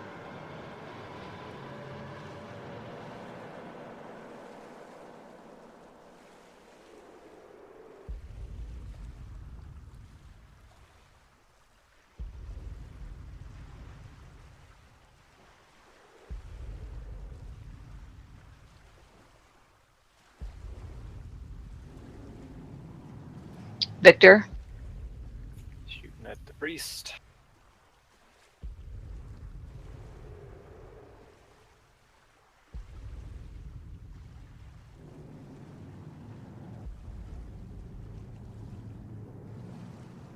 And one more.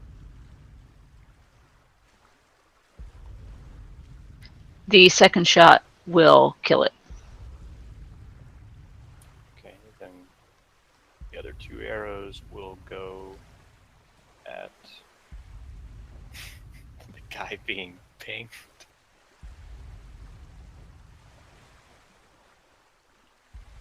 So does an 18 hit him? Yes. That'll be 16 damage from that, and then here's the haste attack. That's a 31. That'll hit.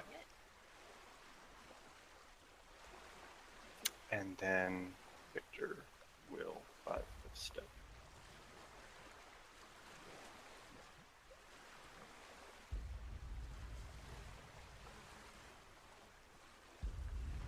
And that's it.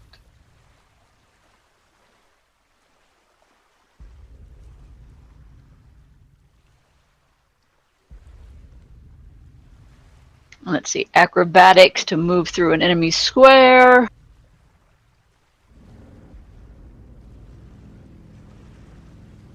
Oh, no. You won't do that. This guy will just fly over Crumb to right there and attack Victor. Okay, for him to do that, he would still provoke from Crumb because Crumb has a reach weapon, and for him to get low enough to attack Victor, he'd have to pass through his threat area somewhere. Yeah, but Crumb hasn't gone yet since he used his last attack of opportunity. Yeah, I did. I channeled positive energy. Okay, well then take your attack of opportunity on the guy flying over your head. Plus singing and stuff. Yeah, that'll hit. So 7. But he will still attack Victor.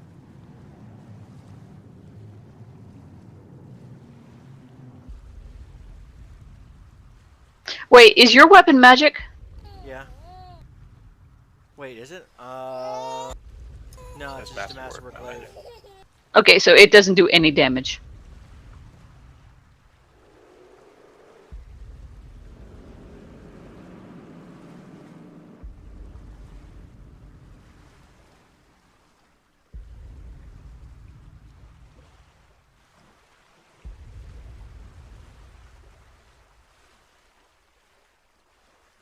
Okay, Victor, you are shaken. Not stirred. Wait, were you already shaken from one of these attacks downstairs? Yeah. Okay, so you are not shaken. Instead, you become so haunted by the certainty of your own imminent destruction that you are dazed for 1 round. Fun. That a bitch.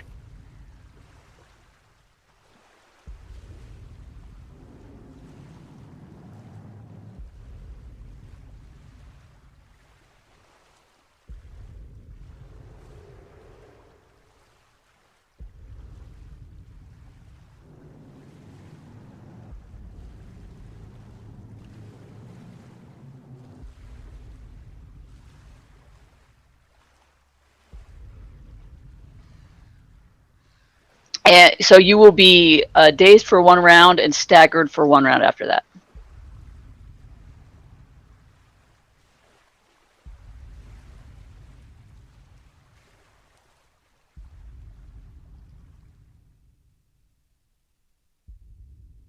Indra. As the last warmth of the lingering performance flees people's body and their morales are starting to go down, I begin to dance again and once again fill their souls with the warmth of the knowledge that they can totes do this shit. Yes, it is full of soul. Erebin. Okay. I am going to drop a flaming sphere on the dude up here by. You're gonna maybe take a 5-foot step away from the guy who's threatening you. Good call. Good call. Either direction along that edge. Isn't that like a half wall, like a railing that puts, No, it's actually low and it's not enough cover to protect. Like there. That's a wall that you can't walk through. And if you go down the stairs one more, you will not be able to see the guy by Amos.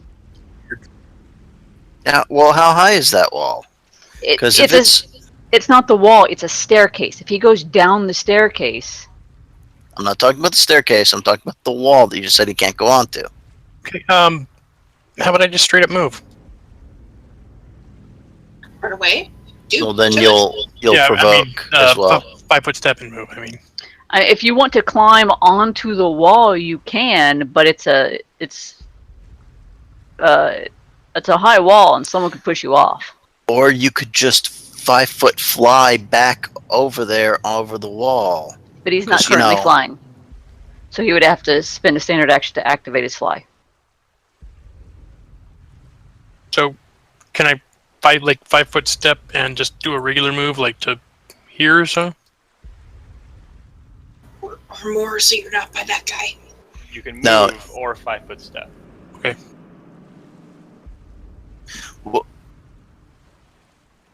Well, no, this is actually important, though. If that wall was too high for him to just climb onto with a 5-foot step, then it appears to be the same height wall around the staircase should, protect him from the other guy's attack of opportunity, because it will provide cover. No, if he wants to climb up onto this wall here, he can. It is Crenellated wall. Yeah, you can climb up on the crenellated wall. I said he couldn't move into the wall, but he can climb the wall. Okay, could I do that and still drop the spell? Depends on if you make the climb check.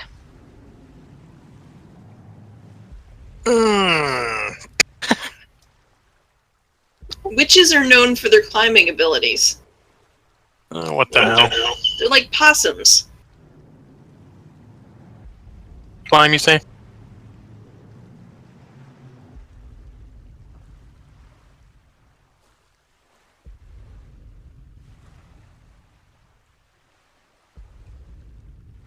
$17.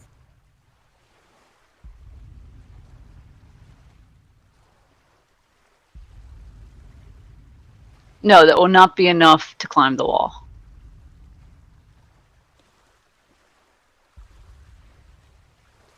So, just I can't occupy the same space as a ally, or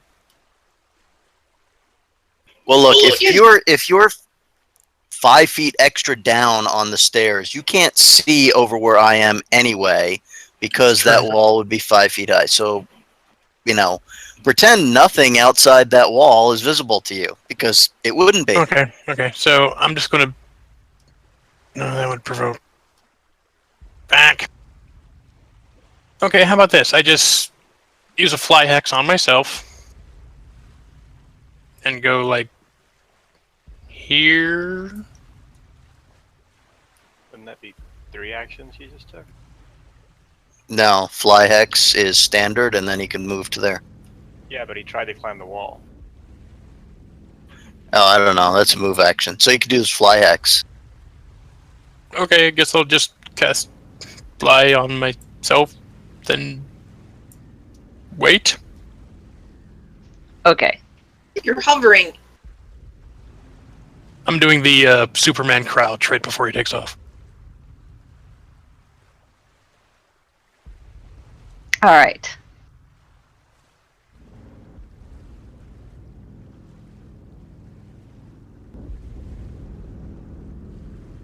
This guy is going to attack Crumb again.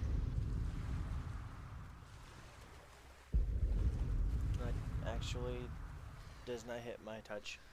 All right. This guy's going to 5-foot step and take a swing at Indra.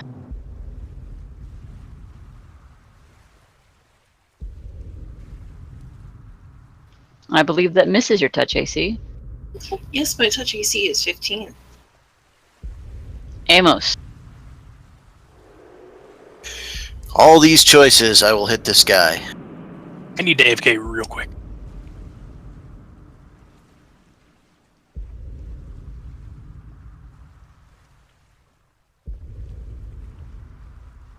That will hit and confirm. Nice.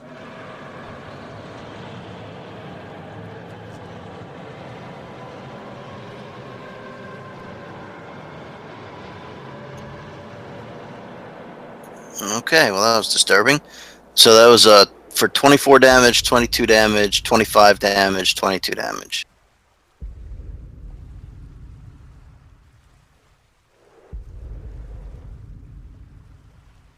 All right, the last shot will take him down.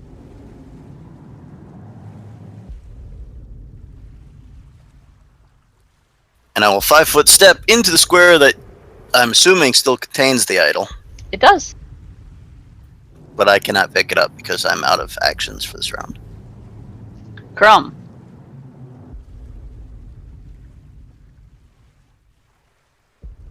I am going to channel positive energy to deal damage to undead.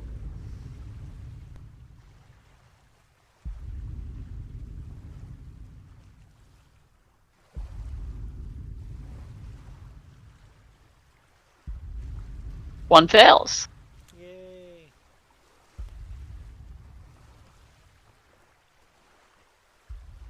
Guess I should have really got that stupid feat to increase my channel difficulty.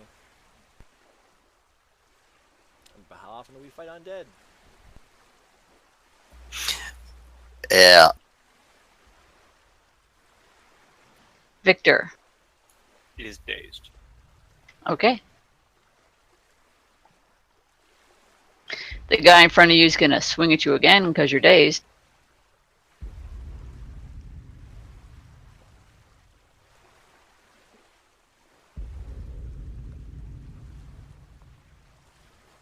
He doesn't crit. That's not a crit. Don't pay attention to that. Something's wrong with the macro. But he does do 18. Yeah, that hits. Okay, so that's 12 damage. Oh, kitty. Back. Welcome back. Wait, is that a touch attack? Yes. Okay, yeah. I would fix the macro, but there's a kitty in my way.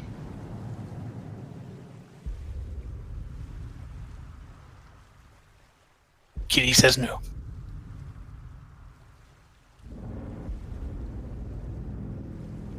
Okay.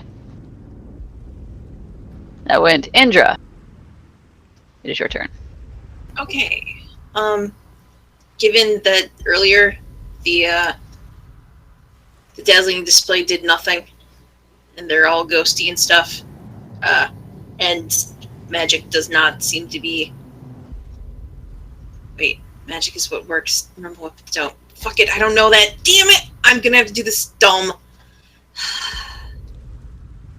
So I'm gonna fire my bow.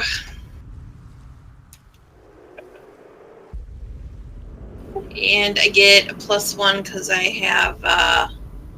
What are you shooting at? I'm shooting at the one closest to me. Okay, it takes a swing at you when you shoot. That's right. I need to take a 5-foot step. Then, damn it, it's dumb. But it misses. Yes. And I get a +1 bonus on attack and damage rolls with ranged weapons. It ranges up to 30 feet because I have a blade shot. So. Okay. And we're still operating underneath haste, yes? Yes. Okay, so I'm going to shoot it again. Stick another arrow in it. Oh, well, I did the non-inspired one, but technically... A 1 would miss no matter what your bonuses were. Yeah, it's a 1, you miss. However, you still have your secondary attack, because at this level you get 1 attack at your full, 1 attack at -5. Haste gives you an additional attack at your full, and all of your attacks under haste are +1. Does a 21 hit your touch AC? I believe it does, but let me Okay. You take 3 damage. Give me a will save. touch AC, yes. Okay, will save.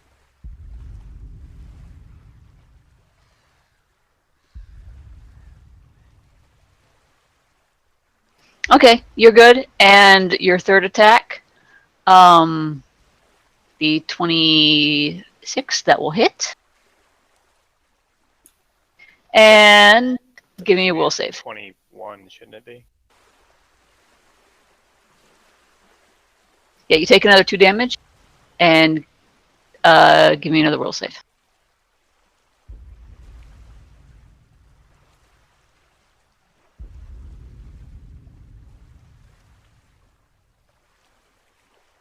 Okay, you're fine. Erevan. Okay. I'm a fly. No. And I'm going to toss card with the shocking grasp on this dude here.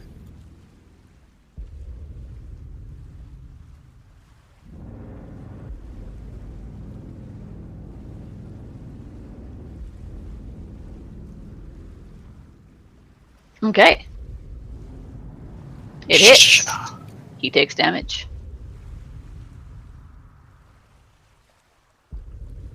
He's not happy about that. You can suck my lady dick. So he's going to fly over and touch you back.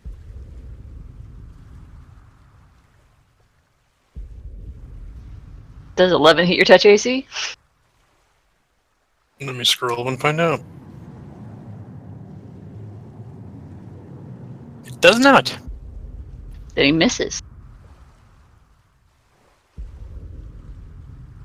Also, while it doesn't apply to touch, the attacks of incorporeal things do not pass through force defenses, such as mage armor or bracers of armor. Good to know.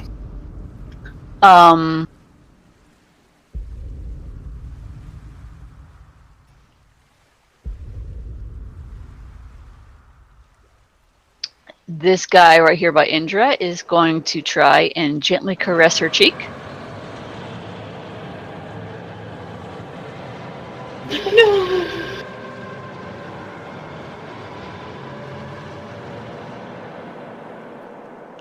15 does hit your touch AC. Give me a will save. Hang on a sec. Did you add the +1 to your touch AC from the haste spell? I did not. I did not realize that did anything to my touch AC. +1 to hit, +1 to AC, +1 to or +1 dodge bonus to AC, which applies to touch, and a +1 to reflex saves. Well, then it totally doesn't work, and you don't get to touch my cheek. He is sad. Amos. Well, I'm gonna pick up the statue. Okay. What else are you gonna do? I'm gonna let all my friends know that I have the statue, and then start moving that general direction. We should probably wait. Fly again, Mr. Fancy Flyer. Crumb. Well, if we have it already, shouldn't we just wake up? You can try. You have to make a save. Oh, okay. I'll just channel positive energy to deal damage then. Oh, nice. Please fail.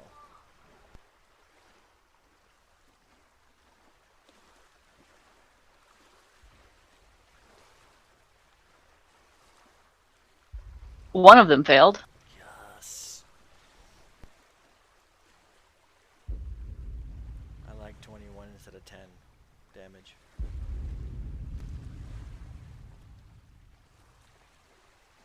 I'm AoEing. Victor. Okay, Victor's staggered. So is he still shaken? Yes. Okay. Then this is just gonna be needless, but what the hell?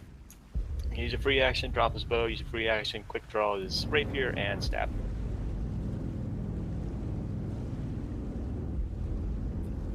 So that's a 22. Is it a magical rapier? Is a +1 rapier. Okay. That will hit. So it's 7 damage. Okay. It's still up, and it's going to take a swing at Victor.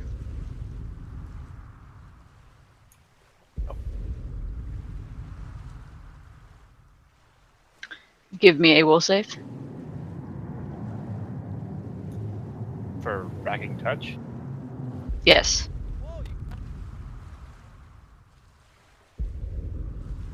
You're fine.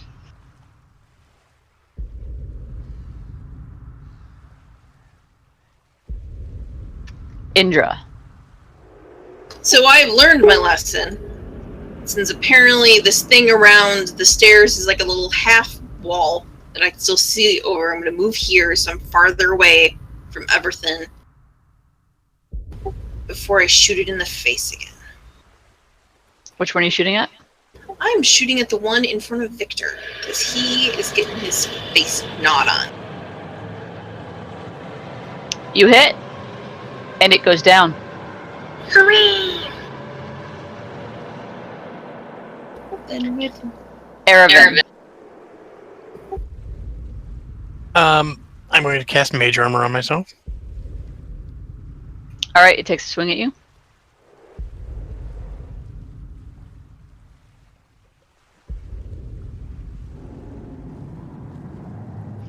You take 8 damage, and give me a will save.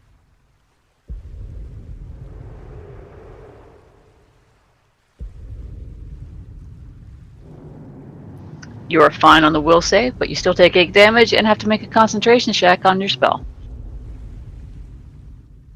What's a concentration check?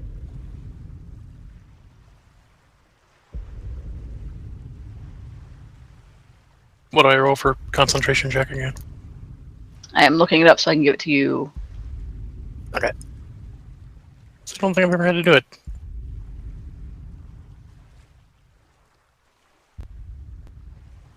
Okay, concentration checks. If you take damage while casting a spell, you must make a concentration check with a DC equal to 10 plus the damage taken plus the level of the spell you're casting.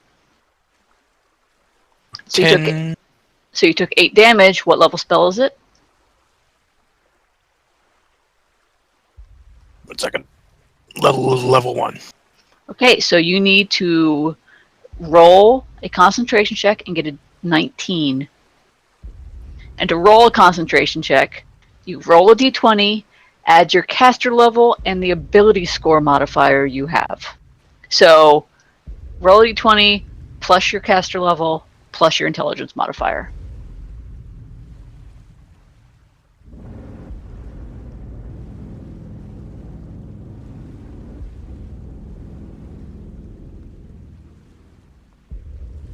Okay, you cast Mage Armor on yourself. But you still take that 8 damage. Okay. And I am still flying, correct?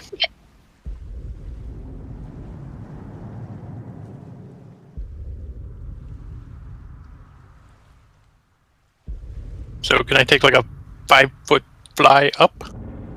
Yeah. Alright.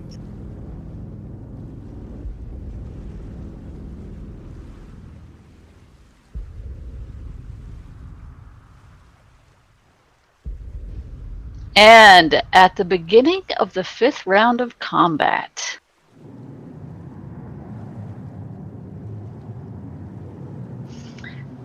the mist parts next to the wall as the heaving bulk gets closer and closer. Finally, it's close enough to see as it comes out of the mist, bares its teeth, and roars. It's...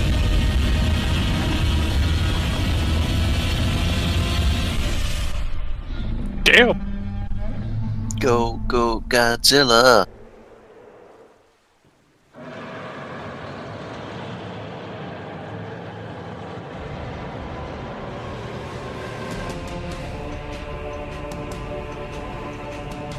This is fucking cool. I'm thinking we should probably wake up.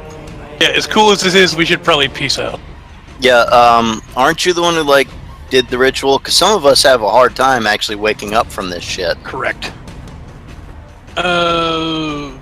Shit, I probably gotta wait till my next turn, don't I? It's got a plus 22 to initiative. Yeah. It is an Elder God, dude. Or great old one, whatever. Okay, well, it's Bulkrek's turn.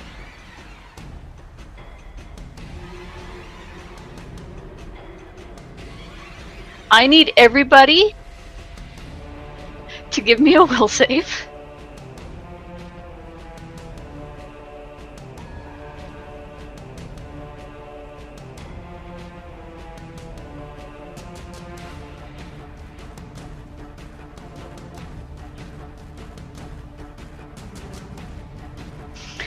Everyone who did not get a 33 or better fails against Bulkrug's unspeakable presence. You become overwhelmed with hopelessness and doom, and take a -4 penalty on all attack rolls, saving throws, ability checks, skill checks, and weapon damage rolls. Yeah. As long as you remain within 300 feet. Also, anybody who's within 30 feet, you need to give me another will save. How do we classify? Is he at the wall? He is about 10 feet away from the wall. Wow, that was a quick fucking jump. He's been walking forward this entire time. So over the 30 seconds of the... Or sorry, 24 seconds? Yes. You got big legs. He started out at 300 feet away and advances 600 feet per round. At the 5th round, he reaches the wall.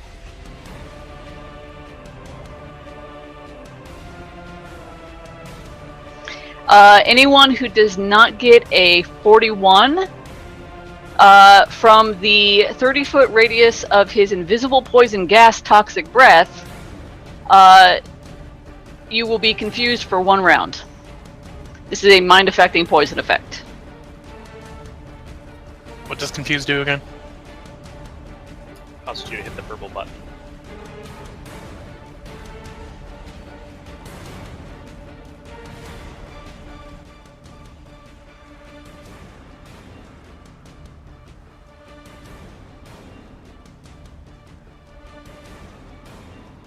I want to go home.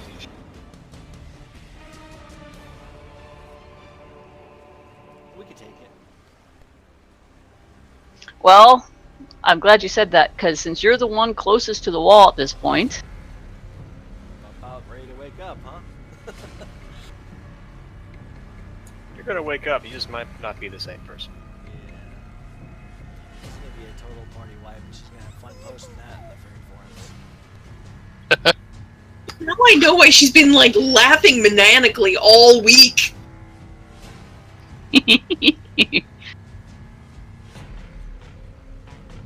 The tentacles under his beard lash out at Crumb. How many experience points do you get for defeating this thing? So many you don't even know. A lot of bragging rights. We would ding? It would be, you would get 3,276,800 experience points. So you take 36 damage. That's it?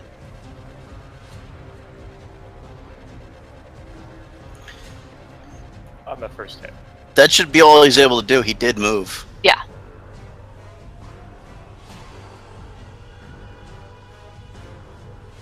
Now the shade here is going to fly up 5 feet and swing at Erevan.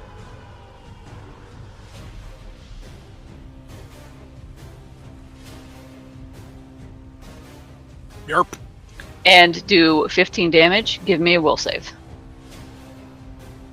At a -4, because we're all at -4s for everything. You also didn't take the 8 damage that was done previously to you. Which was that last shot? 8. Take 15 from this attack and 8 from the previous attack that's not showing up on your character.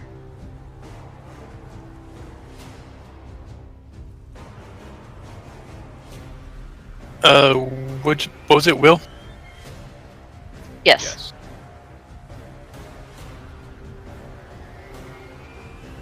Hooray! You're shaking.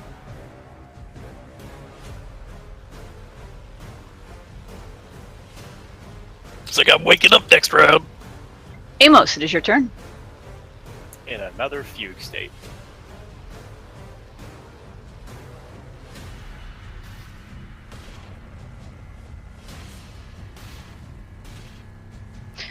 Are all of you seeing the, Yes.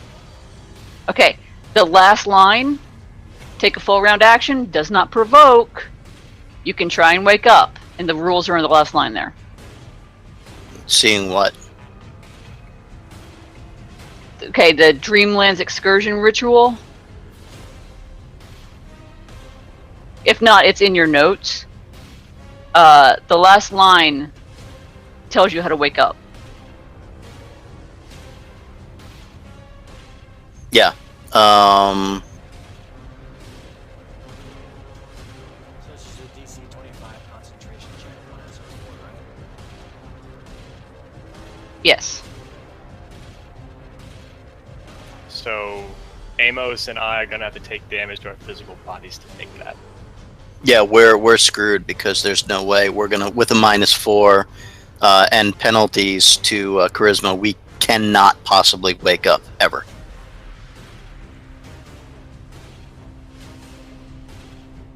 However, that's my 99 roll because before even waking up, we're still confused.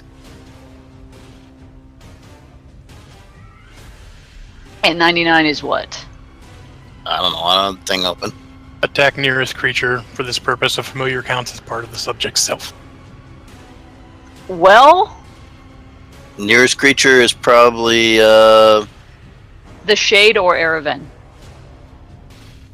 Just do it. Wake my ass up.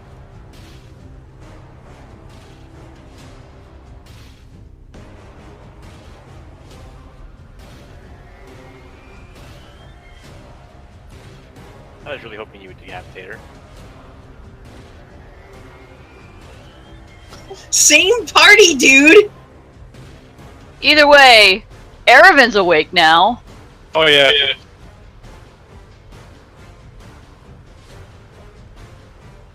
Crumb?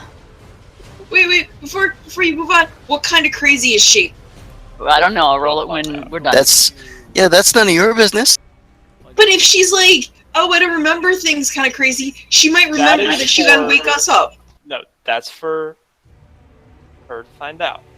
So I just roll confusion. Did I roll that confusion back where you gave me? Yeah.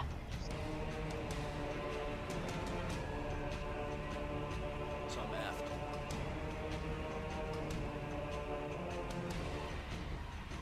Okay, Michael's battling incoherently.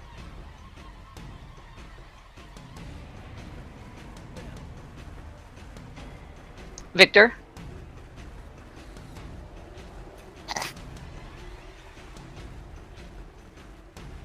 Okay. Well, you can Victor attack. will- You have two targets that are closest to you. No, I have one target. Crumb's the nearest target. There's There's a great big elder god who is God. Who's really just as far from you as Crumb is. yeah. So Actually, probably closer, or about the same.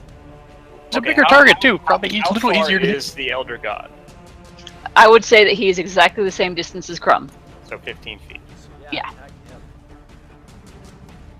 Okay, then Victor will use a move action, I guess, to pick up his bow and shoot the Elder God. Good luck. Which one is this? This is Bakrug. Is he a bad guy? Actually, no, he's chaotic neutral.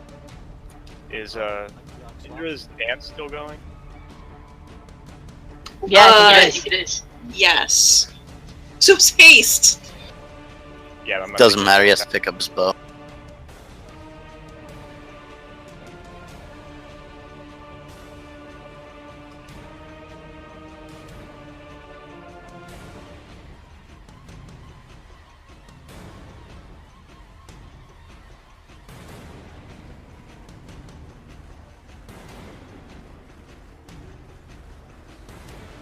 You miss.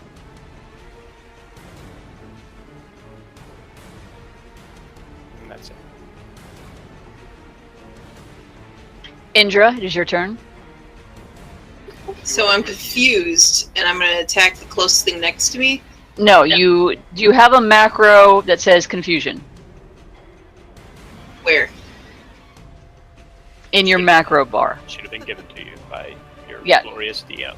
Yeah, open your macro bar. Where's the next? Okay, click on the little gear wheel on the far right at the top. Yes. Okay. Or sorry, not the gear wheel. The 3 lines and dots next to it. Oh, there. Ah. And then just where it says confusion, just, you know, if you Oh, check the box where it says in bar, it'll put it at the bottom underneath Sani's name. And Salo, what did you just whisper to me? I whispered that I'm acting normally. It's cool. I'm totally cool. Okay, you get to act normally. What are you gonna do? Try to wake the fuck up. Okay.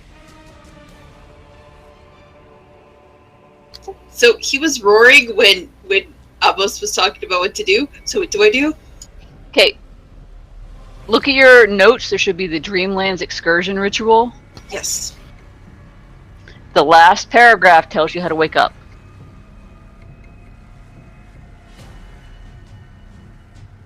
So I have to succeed at a DC 25. It's reduced. I'm willing to take all the damage to my body if it must, but I prefer not to. So then a caster can use character level plus charisma's modifier as your bonus to the concentration check. Am I a spellcaster? I mean, I cast spells. Yes, you cast spells. You are a spellcaster. Okay. So it's basically 10 plus your caster level plus your casting stat, which is charisma. So 10 plus 8? Yes. 5. Okay, so that's 18. Plus, that's 23. Okay, so roll 1d20 plus 23. 23. Yay! I nope the fuck out. Hang on, let me make sure I did the math right. Yeah, shift concentration is like. Okay, I may have done it wrong. Hang on. Yeah. It's your casting stat. Yeah, sorry, it's your caster level. Yeah, it says when you make a concentration, you roll on d20, add your caster level and the ability score modifier, not the 10 plus. So it's 8 plus 5, which is 13, and you rolled a 7. Okay, my concentration check is plus 12. Yeah, and you're at -4 from his ability thing, so you do not wake up. Damn it! So you still have an action.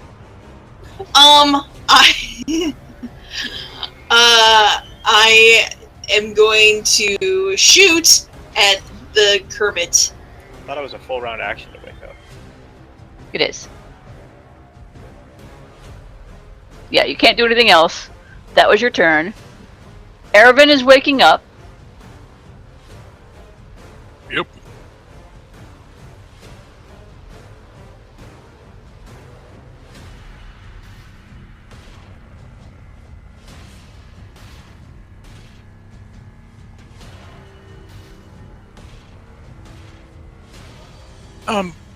One question. Yeah. If I am waking up, could I get a chance, excuse me, to wake somebody else up? Yeah, you can give it a shot. Okay, you're all kind of in dire straits. Who should I go for? Who wants? Okay. Yeah, okay, hang on. Let me see what your crazy is. Okay. That's why I was asking before.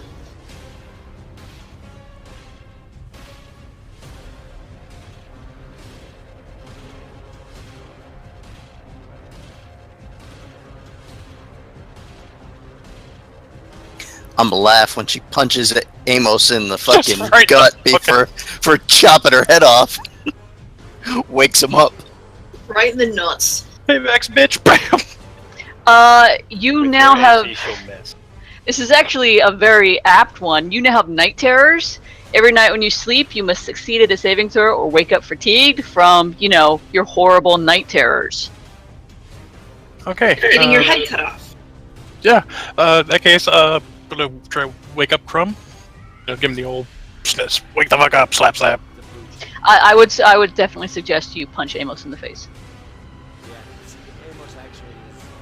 I'm gonna save that for later. Actually, yeah, it's okay, because assuming I don't die from his attacks, Amos is going to just sacrifice real-world damage, and I could take a lot of real-world damage to risk on my wake-up call. Waking up Crumb. Okay, I'll take it. All right. Fuck up, preacher man. Slap, slap. Okay, Crumb. Give me a will save.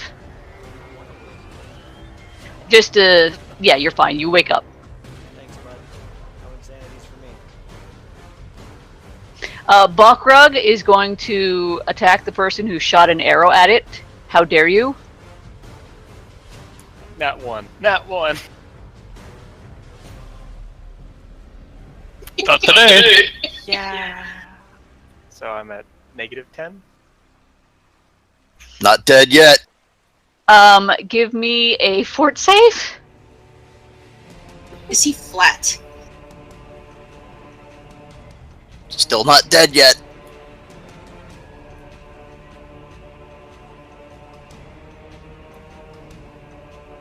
No, I'm at -10 hit points. But you're not dead. You're dying. Yeah, your con is more than 10. Okay, yeah. It's not 3rd edition where it was -10 was death door thing. All right. Well, this Ibshade is going to fly over to Amos and try and smack him.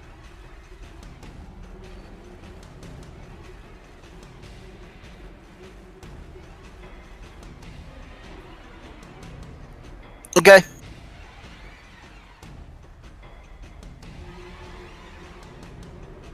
Fuck Yeah, you, you're fine. Shade. Amos, it is your turn. I'm not confused anymore, am I? No. Well, I'm going to attempt to wake up.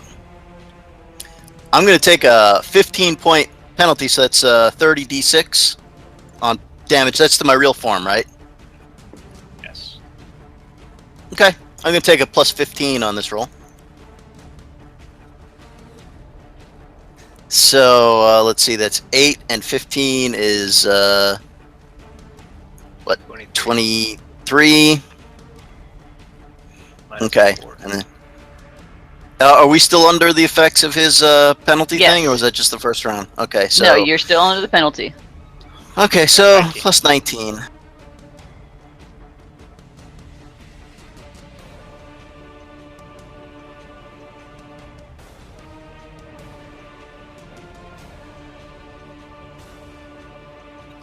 Figures.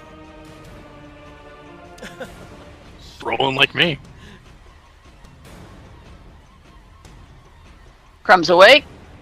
Victor, make your stabilize check. Was Crumb gonna try and wake anybody up, I'd like to. or is he just? And then I'm like, taking my 5-foot step flutter. Okay, yeah, Crumb, what are you gonna do? I'm gonna go kick freaking Amos.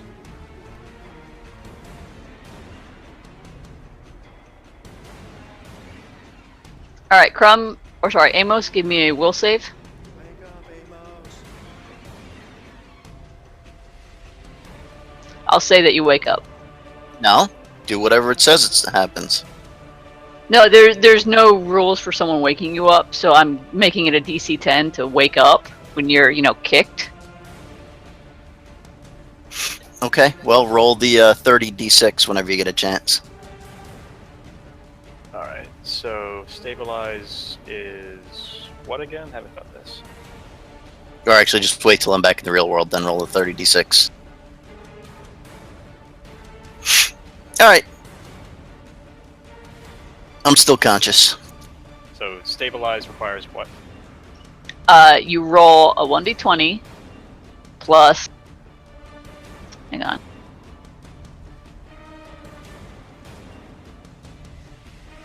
heal, survival, con. What was that? There's 30 d6 for. Because I attempted to wake up, and since I have a negative charisma and the penalty from that guy's aura, it was physically impossible for me to roll the 25 needed to wake up.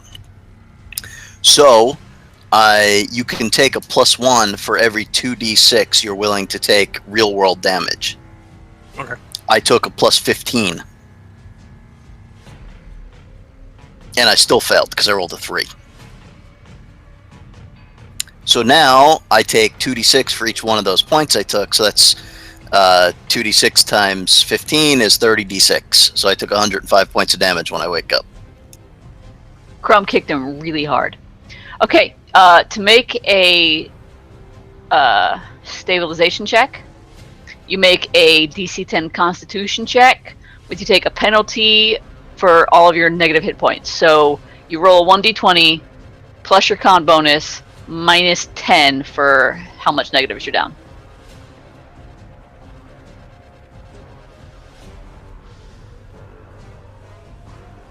You rolled a 2. No, I rolled an 11. Still, that is not high enough to stabilize, so you take 1 more point of damage. You're now... Wait, What? I was going to say, do I wake up now? Yeah, you're awake. And I'm wearing plate armor. I'm just going to flop across whoever the fuck's still laying down. Is it your turn? Yeah, it's not your turn. You can take an action on your turn. Victor, you are at a negative 11 hit points. Yep.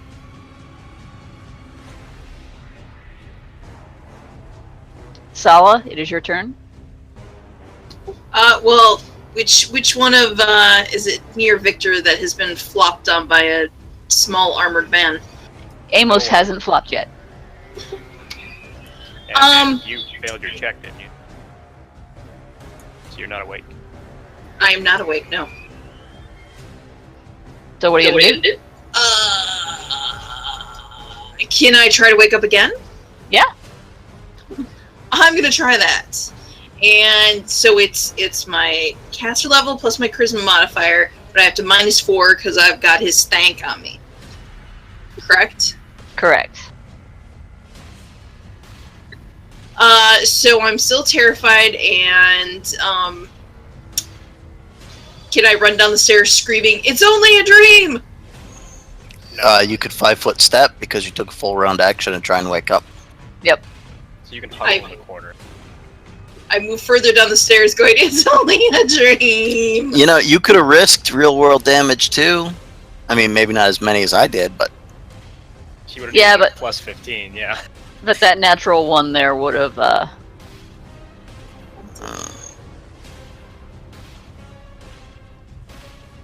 Erevan? I'm gonna try and wake up Indra. She's the only one left still in the Dreamlands, correct? No, Victor is still Victor in and the Dreamlands. Ninja. But she might move. You guys have a real preference? Which? You have to decide. It is up to you.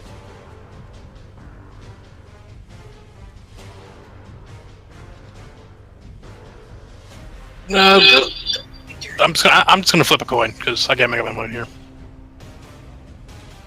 I mean, So much for those BFF tokens. This is, I just don't want to seem like I'm playing favorites.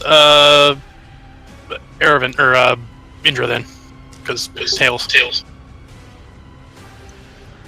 What? You say she's not good for head? So I just equate her more with tail. Alright, Sala, give me a will save.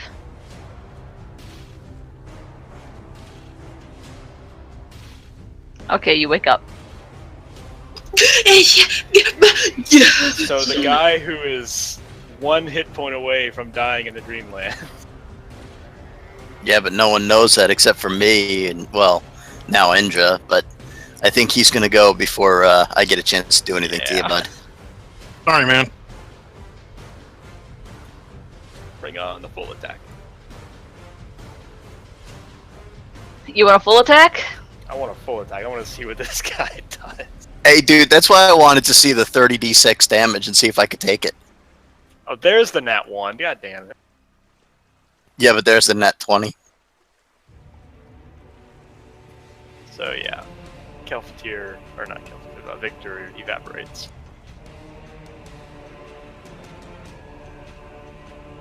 Wait, hang on a second.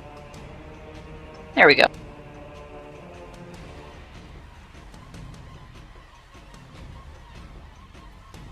Alright, you had your fun. Put us back on the boat. So, minus 130.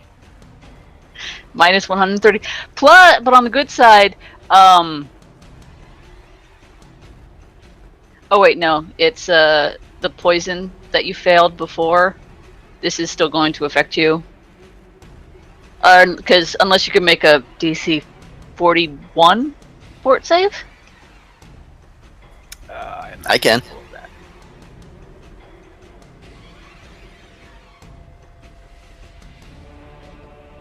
Actually, he can too if he rolls a natural 20.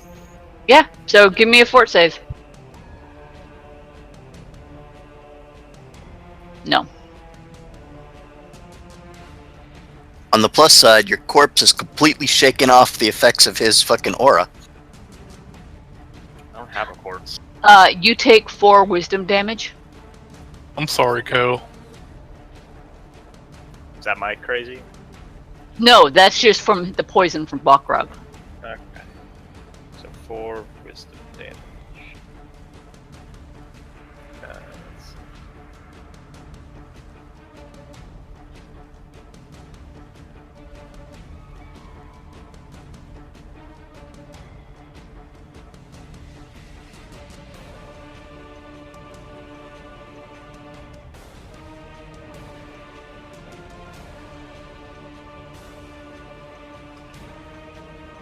Yeah, the wisdom is from the poison from the sting that put you down in the first place. It's not from that last attack where he did everything.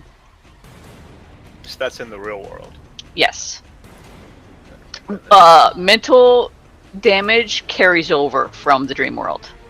If it had been like dex damage or strength damage, you would be fine. But it's mental, so. I'm trying to figure out how to apply this.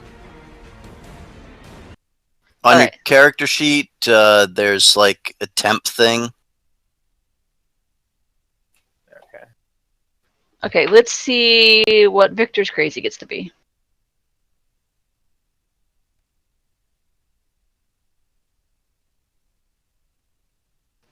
'89 phobia. Already got that.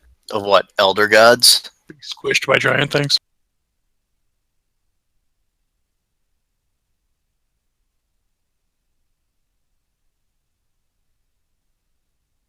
Man, if it had just been a few lower, it would have been paranoia. But it wasn't, so. Each round, an afflicted characters within 30 feet of the object of your phobia, you must succeed at a will save or become shaken. What is the phobia? I don't know. What do you want it to be? I get a choice? Let's see. Aberrations. All dogs. Crockeries.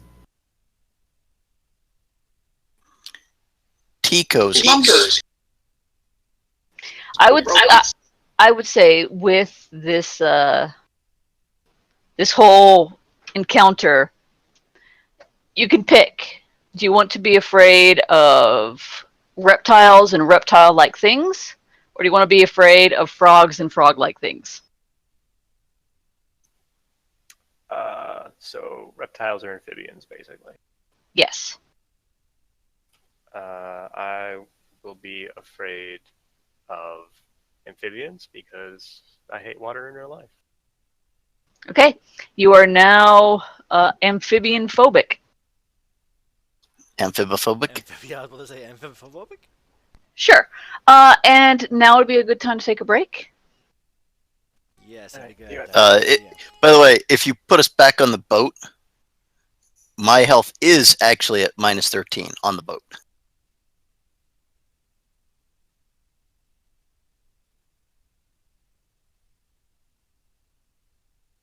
Yeah, so Amos wakes up and he looks like he's bleeding out. No, he doesn't. He looks very battered, but he is not bleeding out. Unless I start doing crazy shit. Okay, well, he looks very battered. I need to go to the bathroom, so it's break time. Okay.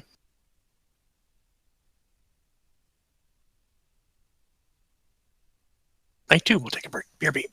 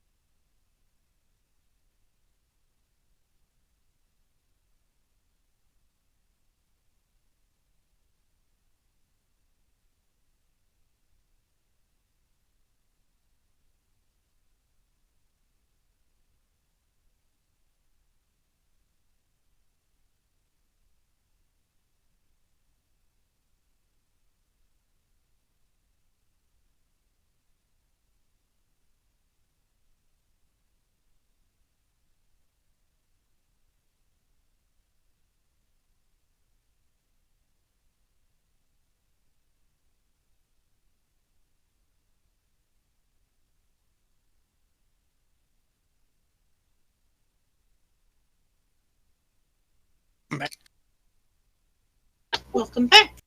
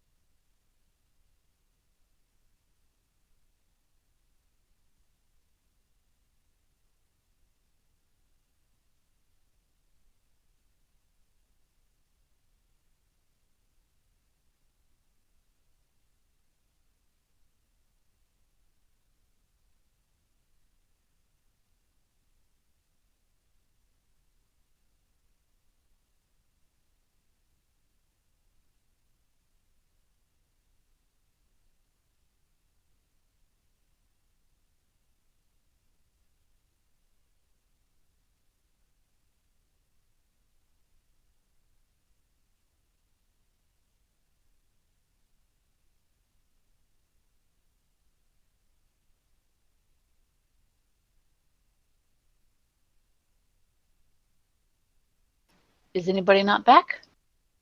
I'm here. Yummy.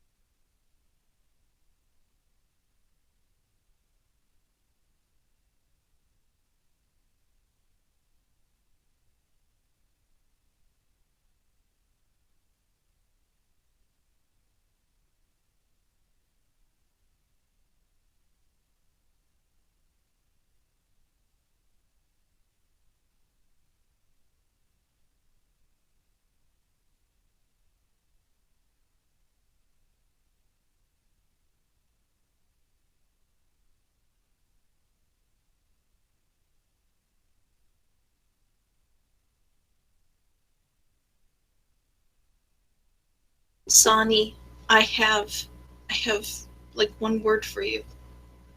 Unicorns. Yeah, I saw. Remember.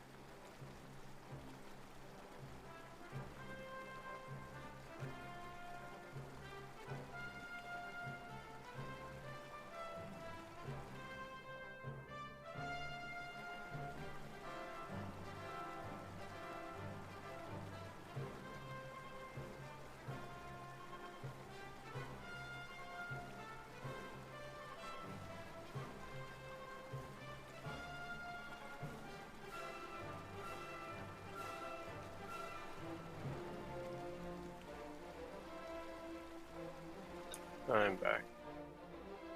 Welcome back. Welcome back.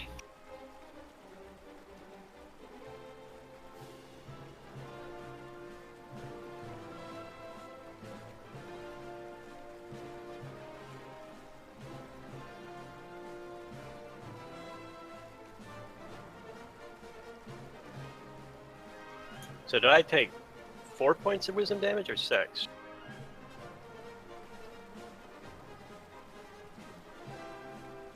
Six. Okay.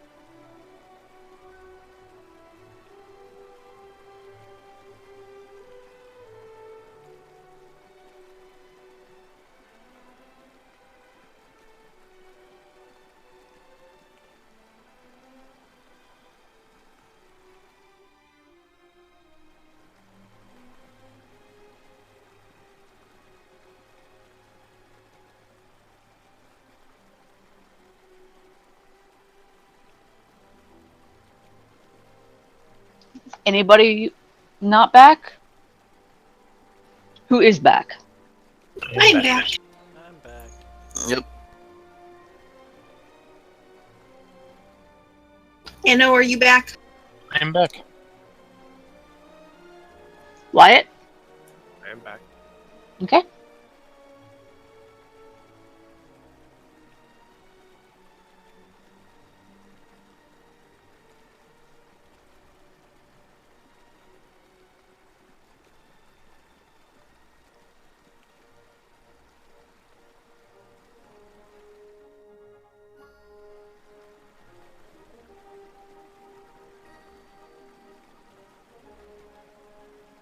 Y'all gonna do any healing and such the next few days on the boat? Yeah, basically.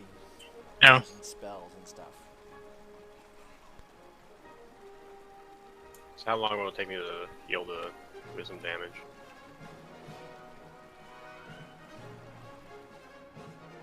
Well, are you gonna have any spells worked on? I can't cast spells. No, but yeah, people can. I can do heal light wounds on him. Assuming we have like a couple days, and I can change up spells and recharge and whatnot. He needs lesser restoration. Can't help him there then.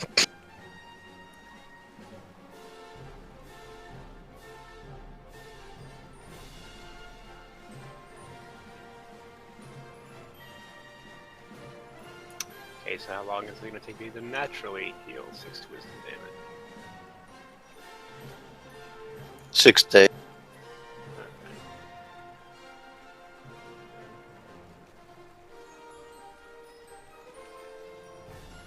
Or if someone has lesser restoration, then that could help.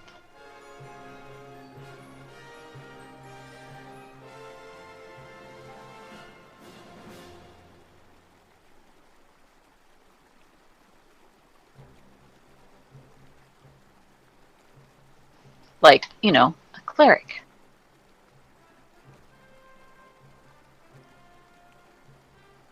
Is Michael back? He was. What? Yeah, I'm sorry, my daughter's crying, so I'm doing the best I can. Do you want to use some lesser restoration to cure Kelfatir's wisdom damage? Yeah, how much diamond dust do we have? Lesser resto doesn't cost anything.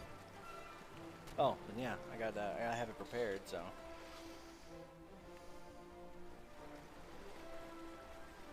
What's it? He's down 6. It's 1d4 each time you do it. Okay, so I can only do it once a day, so.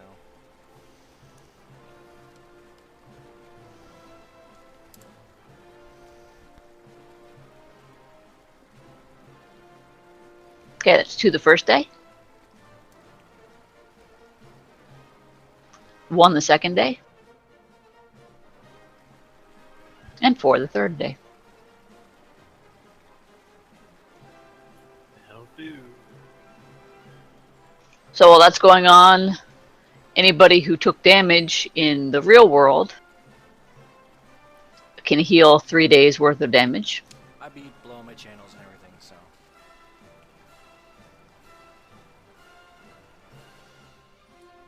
I got 8 hours a day, so. Okay, well, if I'm going to get magical healing, then I'll just heal myself up. I got all kinds of spells and everything, so. Okay, everyone's healed at full. Even you, Crumb. Even you.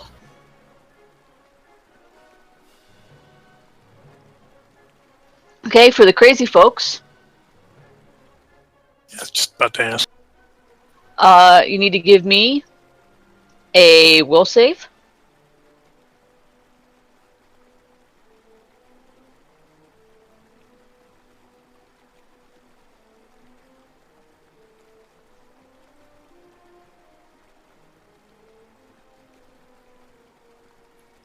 Is this before or after my damage is healed?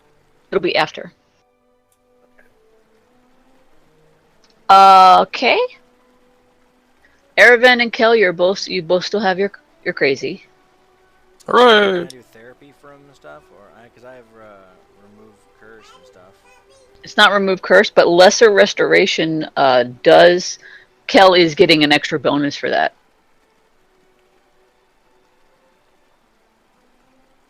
What's the bonus? It's a bonus that goes to the madness. So I'm Okay. putting it in.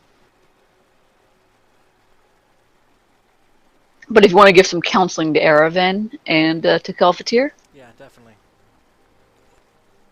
What does that do? it reduces the thing some more. I'll give you counseling. Suck it up. Change your socks. Drink water. Take Motrin. Walk it off! Rub some dirt on it. Oh, Tussin. I can't rub a dirt on my brain. Then you're not fucking trying hard enough. Low crawl.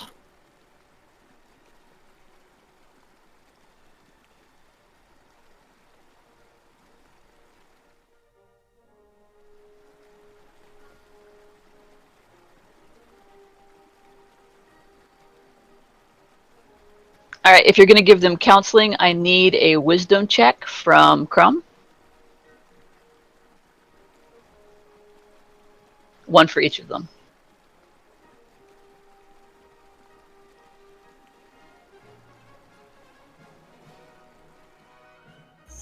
Can I use strength and give them wall-to-wall counseling?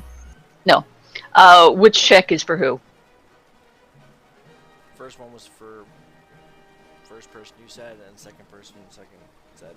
I didn't say which was which, so which one goes to who? I mean, who needs what? I don't remember. Okay, one is for Araven and one is for Kelfatir. Ervin and Cal gets the other one. Okay, what is your wisdom modifier? Plus 4.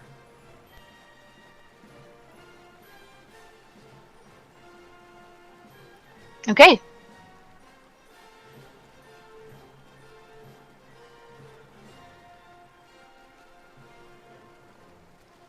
All right. So everyone's healed up. The boat is continuing on its journey, and it stops in at the small town of Riverton for supplies.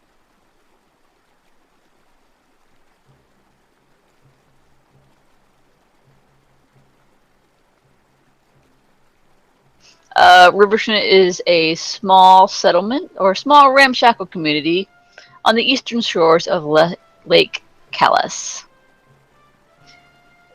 The captain of your ship warns you all that the small town is a focus of handspur worship in the local river kingdoms. If you want to give me a DC 20 knowledge check, a DC, knowledge local check, maybe you'll figure out more. Ooh. I'm gonna try.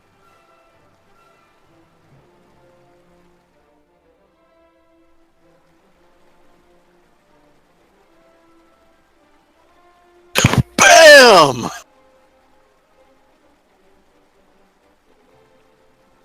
Well, look at that. For some reason, Amos knows that the only laws in Riverton are the erratic decrees of a demagogue named Nerial Twiceborn, known as the River Prophet. Riverton is a fairly safe port, as visitors seeking river guides or Nero's advice are frequent, but the citizenry's zeal for pestering visitors to convert to their god discourages lengthy stays. But I know people. Skywin, your captain, aims to keep the stop short, primarily to avoid being present for the mandatory sunset service dedicated to Hasper, which everyone, even a visitor, is required to attend. She has attended one of those compulsory ceremonies before, which she describes as 3 hours of desperate shoreline flailing by mad, muddy fanatics. She also wants to be gone before anyone in the community learns that they're not all Hasper worshippers. Then why are we stopping here? We have those yellow robes, don't we? Supplies. Hasper, not Haster. Oh, okay. What's the difference? Completely different god.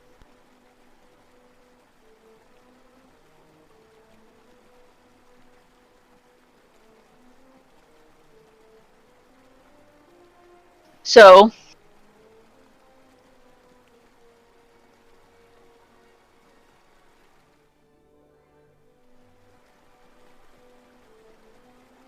I say we try to sell some of the stuff we're doing, or we got from the last little thing, and get out of town before sunset. How big is the town, and is it worth it to sell the shit here and risk dealing with the people? it is small. It is a population of like 570. We could probably sell a masterwork sword.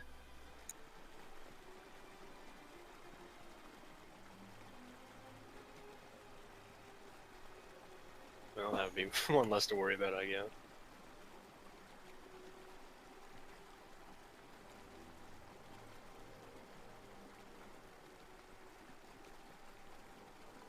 I'm just wondering, is there any reason we should go into this town that's very much definitely going to cause trouble? Then What- no.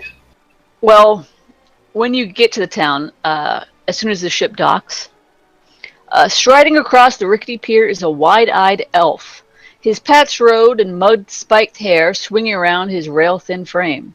A coterie of women follow a few paces behind him. The man thrusts his hands in the air and shouts, "The water rat delivers, but in his own time. I have seen your murky reflections, and I would impart Hanspur's sodden wisdom to you with private words. Let us speak of strange dreams and red sails."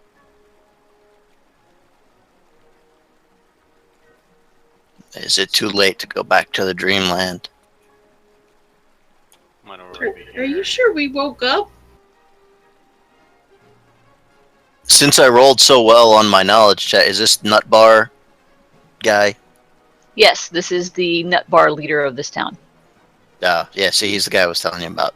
and he apparently wants to talk to you guys. We're on a dock, no ship, so. Isn't Hanspur the god of, like, drowning people in the river? Give me a knowledge religion check.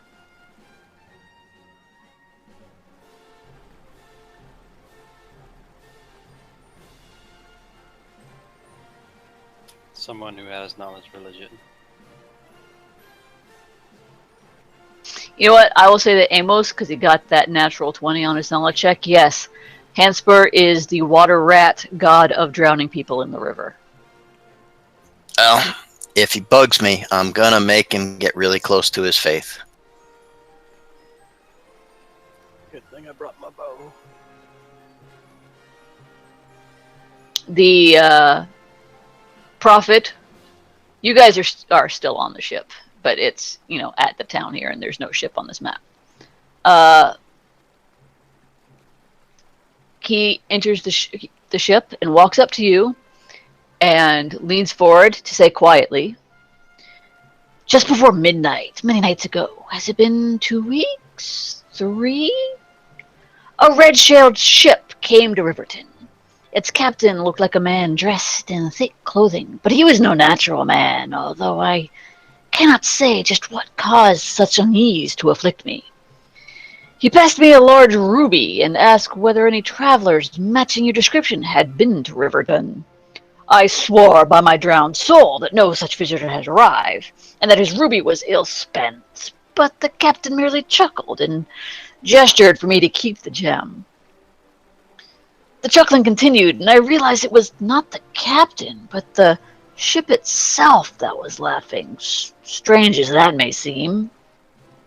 The vessel looked to be of ordinary wood and cloth and iron, but there was something sinister and alive about it. I had nothing more to add, so I left the pier. By morning, the red-sailed ship was gone. And now I see you arrive, and I have to ask, who was that man? And what was that ship? It has gnawed at my mind ever since, like a rat gnaws a bone. I'll pay you for whatever knowledge you have." And when he says that, the wild-eyed prophet produces a glittering ruby the size of a child's fist. Hang on. Hey, Red, is that ruby, like, magical or cursed or something? Do the old detect magic on it? It is not magic. Though, give me a knowledge planes check.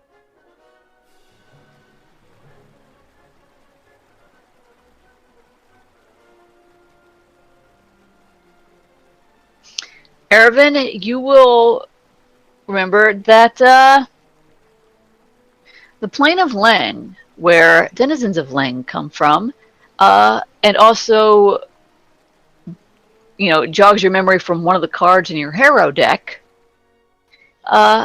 they tend to pay for things in flawless Leng rubies.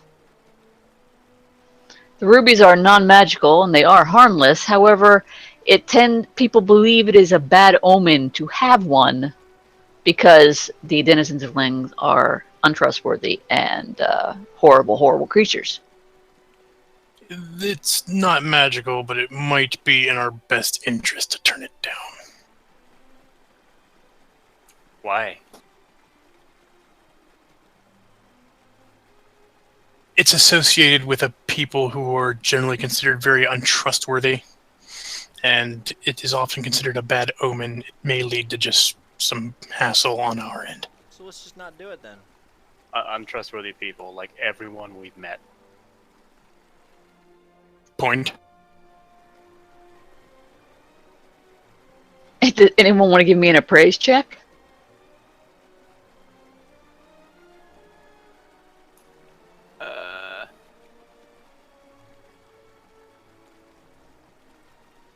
Oh, I got a point in that.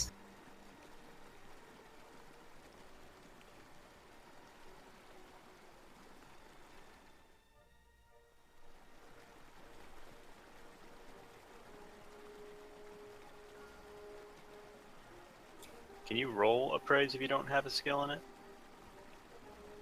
I think you can. Yeah, you could do it untrained. It's just, It's a class skill. It's not actually, something I worked at or thought about working at. Yeah, everybody give me an appraise.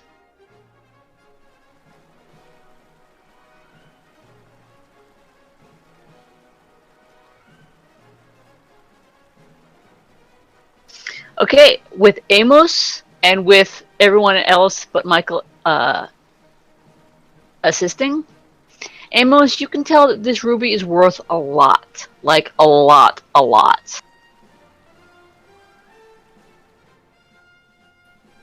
what can I say? I know people. You can't tell exactly how much it's worth, but you're guessing probably somewhere around 10,000 gold. Yeah, so it's worth a lot, but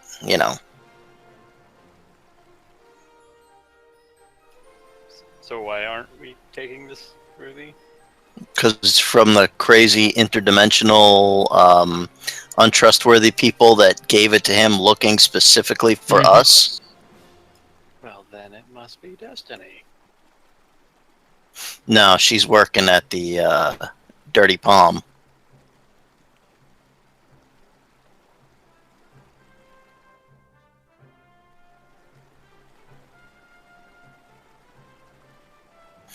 All right. Well, go ahead. Take the pearl then, Indra. Toss it in your bag. It's a ruby.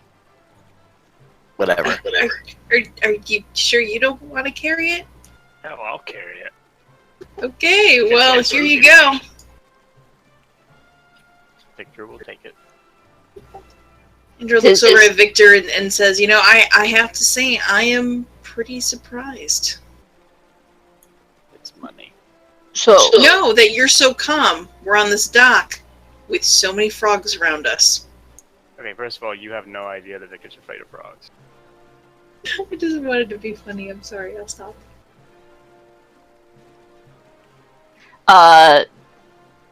the elf person, do you know this ship? Have you seen it before?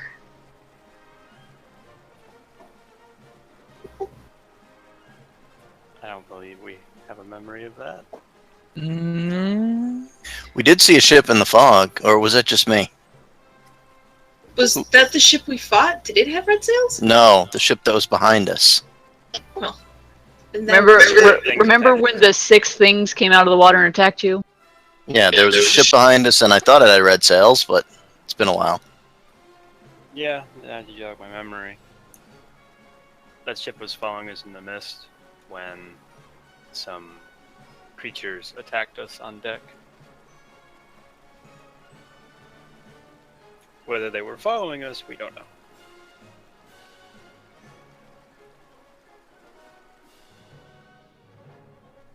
He says, very, very interesting.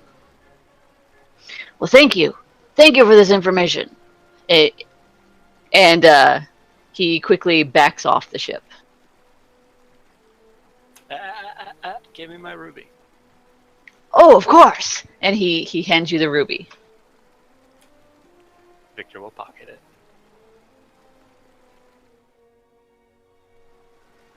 As he's just walking down the dock at a leisurely pace. Everybody give me a perception check.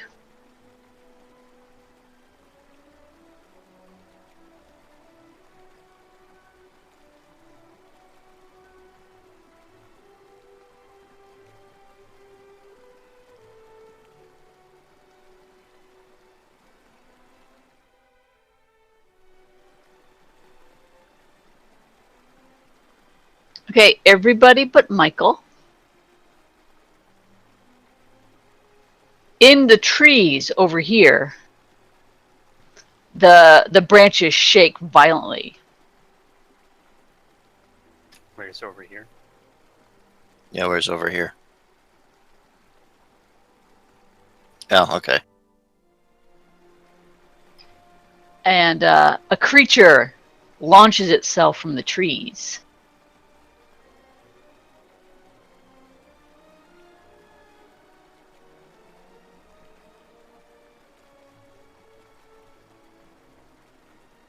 And everybody give me an initiative roll.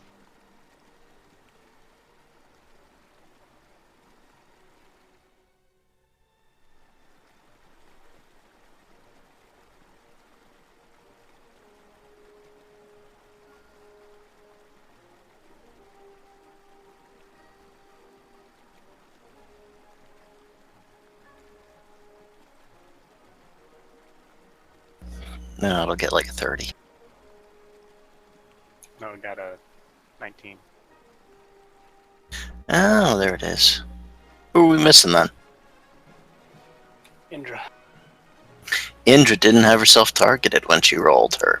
Oh, I'm sorry. But I see myself right there.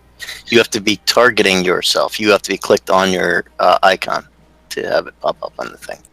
Fine, that one's better anyways. But it goes back to the 12. Well then, fine. Because you're a poopy head. Fine. Victor, you get to go first. What kind of knowledge check is this thing? This is a magical beast. Arcane. Don't know shit about that. Hey, Victor's just gonna go with his default and shoot the fuck at it. This thing, it looks a great deal like if a super giant bat and a gorilla loved each other very much.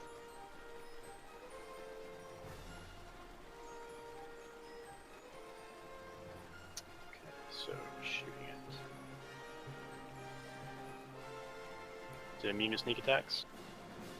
Nope.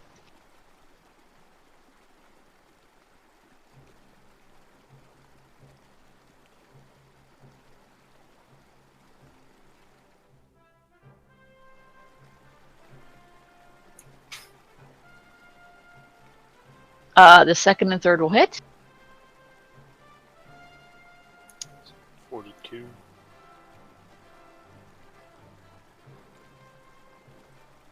that's all he can do because he can't move. Amos. Amos is going to delay until after red goes with the hopes that she will move out of that spot that she's in. Sounds Red? like to me. Sounds like a capital idea. Do you want me to just move over like one? It's up to you, dude, but I'd say probably over to here, then just do a standard action against it. Knowledge check first? Arcana, did you say? Yes.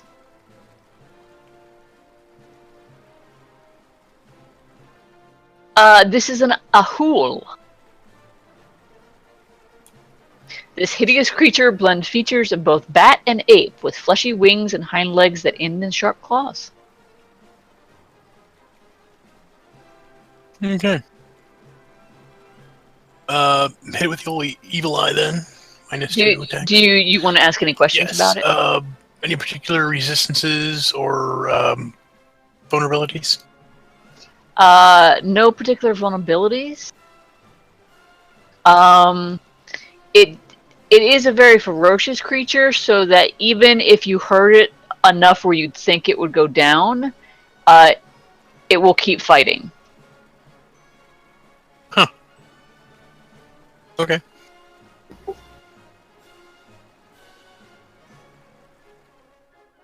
And you're targeting it with Evil Eye? Yes, -2 to attacks. It saves.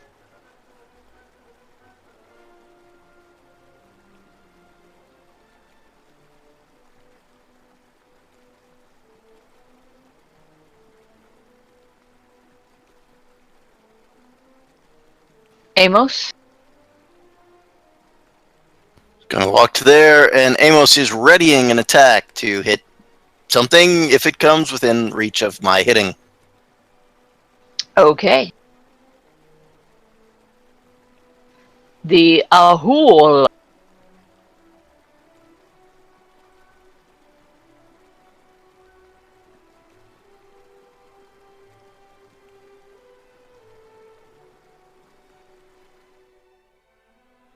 When it gets to there, you can go ahead and make your attack.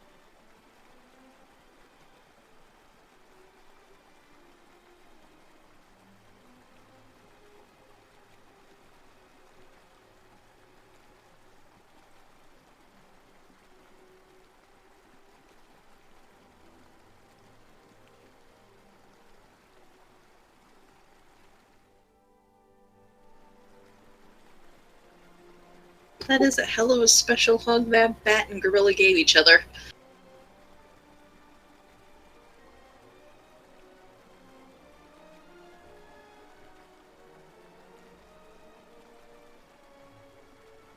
Okay, that hits. It is going to try and bite Victor, who shot it first.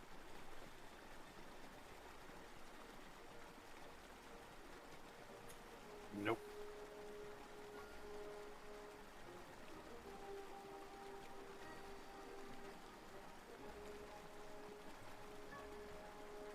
Does a 22 hit? Nope. Okay, it's going to miss, and it's going to keep flying.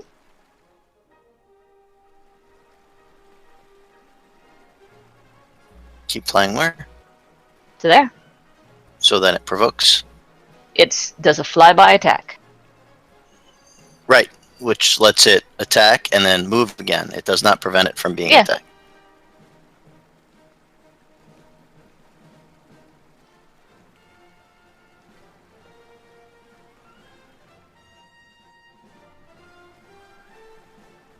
That will hit.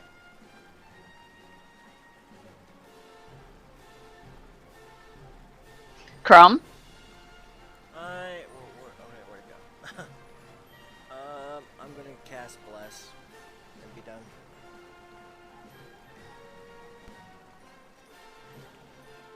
Indra.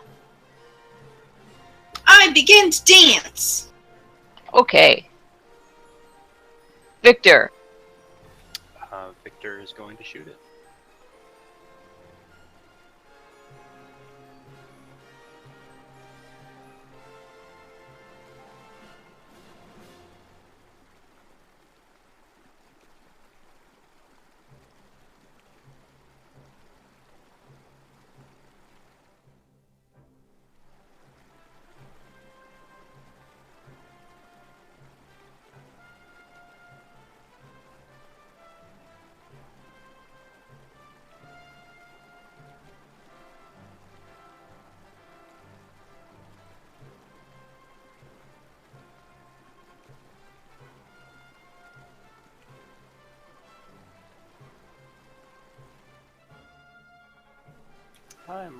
great today. The first one hits. Red. I'm going to cackle Okay. and try and hit him with misfortune. Okay. He saves.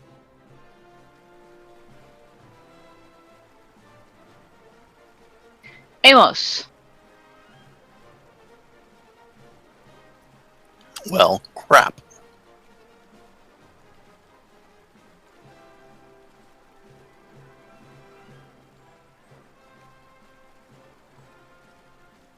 Alright, what am I doing here? Amos is gonna sprout wings and fly.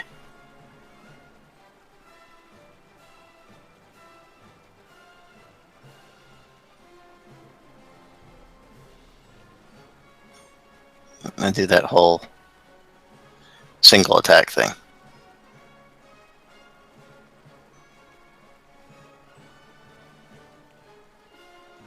Your attack hits and cuts off one of its wings. It falls to the ground, flopping helplessly before bleeding out.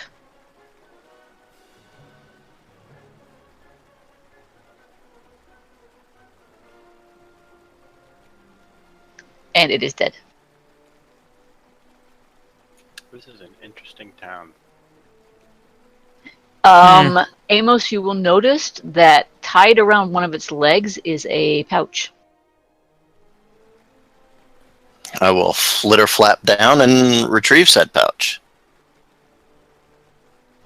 In the pouch, there are 6 small but flawless rubies worth 5,000 gold each. You not want those either. Detect magic on them? Not magic. Could they put... You said 5,000 each? Yes. Could I possibly compare them to the Ling rubies? They look like smaller versions. See, this ruby is good luck. Flap, flap, flap, flap, flap.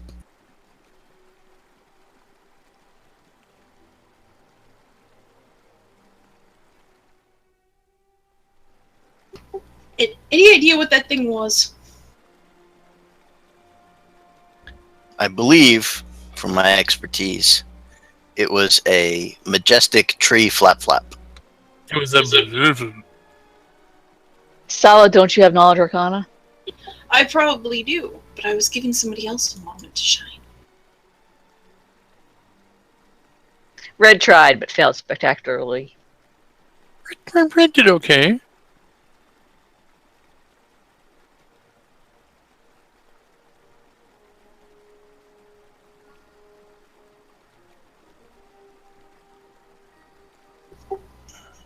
Any idea why it attacked us? Was it just hungry and we were the first things here, or was it something intelligent coming after us? It had a bunch of rubies in a pouch on its ankle. Looked like smaller versions of the ones, the other guy had. And pigeons have messages tied to their legs. It doesn't mean they can write. Red, from your knowledge check about the Ahul, Ahul are intelligent creatures. They're not particularly bright. I mean, they're stupid, but they are as smart as a stupid person. And they actually do really covet gems. You don't relay this information to the group. Could just be that this particular one found a gem it liked, because they do tend to like them. A gem? 6 of them? Well, gems. This valuable? There's 5 of them.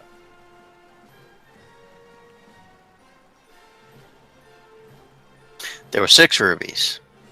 But there are 5 rubies. 6 worth 5,000 each. Ah, okay. That makes sense.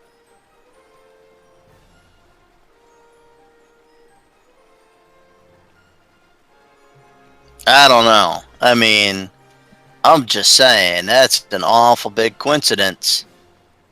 It is. That someone pays in a great big fucking ruby looking for information on us, specifically, and then, right away, some weird critter comes pouncing out to attack us. Oh, and he's got a bunch of really expensive rubies in a pouch. You're welcome. So should we dispose of the body so whoever paid it doesn't know that we ended it? Yeah, chuck it in the water. What are we going to do? Kill everybody in the town who might have seen it too? That they'll pay to get information on us? Just leave it where it is. It's not our problem.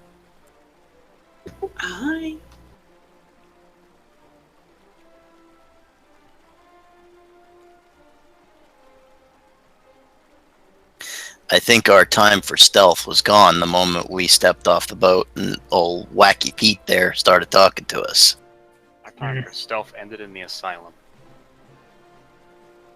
Oh, would you stop complaining about us being noisy?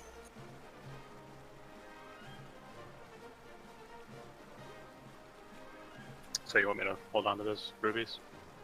No, I got them. You can have the cursed one. It's not cursed. Sure, it's not. We just quadrupled our wealth. Huh? This one's worth 10,000. You said those are worth approximately 30,000. So it's 40,000 total.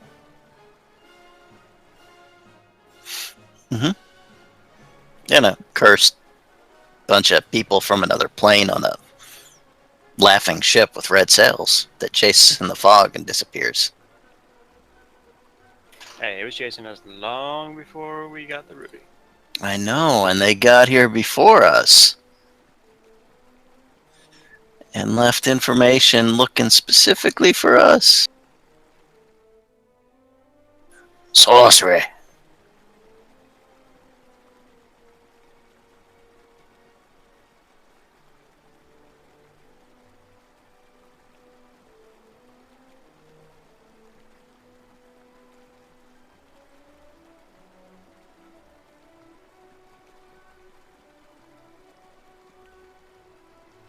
Everyone's still there?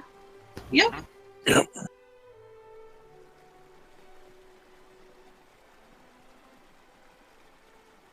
All right. Well, if you get back on the boat,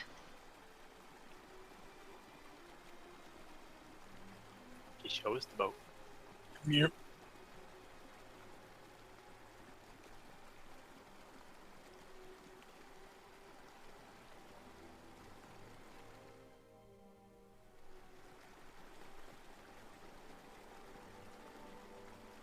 here you are on the boat.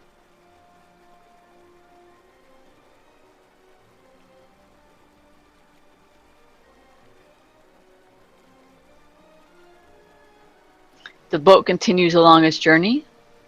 Would you guys like to research anything as you go down the river? Let's research not dying.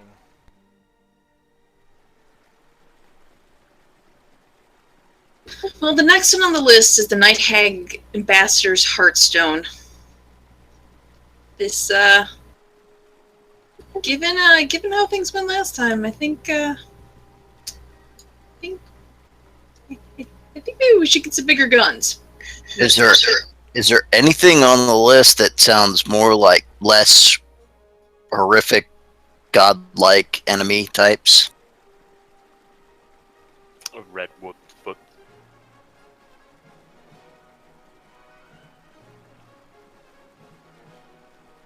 I mean, how hard can it be to get a red web foot?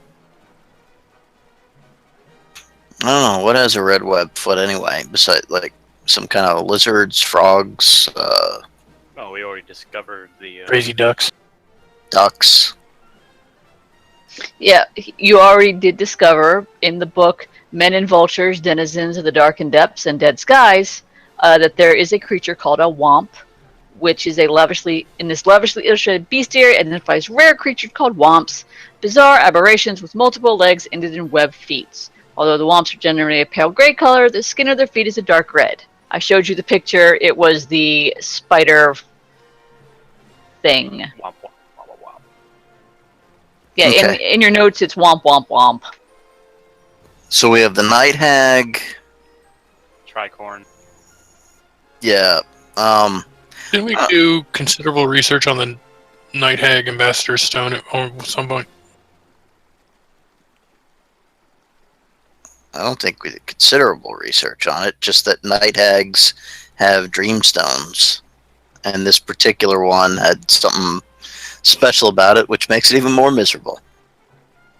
What knowledge check would that be? Sorry. On this Night Hag's Dreamstone, you did learn that the Nightstone of a specific hag, the ambassador and soul trader named Quavendra, her stone, after taking out of her possession, it retains its magic for 1 month instead of 1 day, as is normal for Heartstones.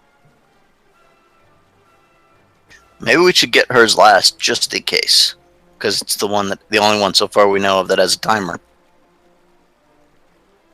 Sounds reasonable. Yeah. I get that way on occasion.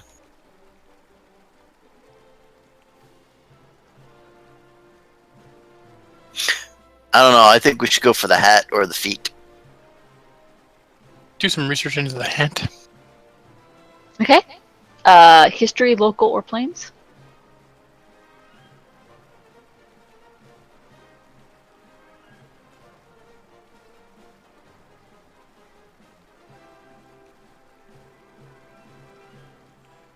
Local.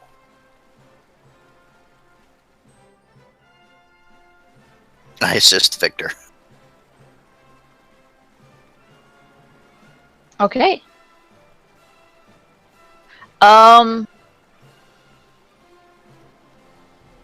For Victor, a tattered registry indicates that the Bloodwind most often sails the rivers and seas. Wait, no, that's the plains for Ervin.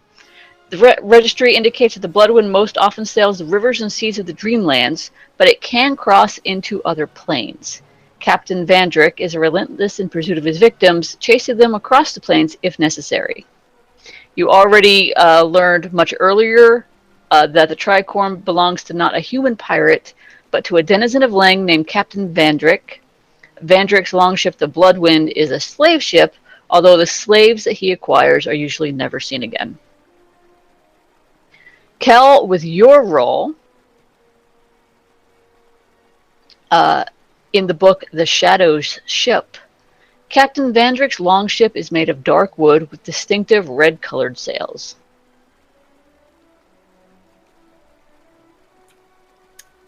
Yeah, so looks like he might be hunting us.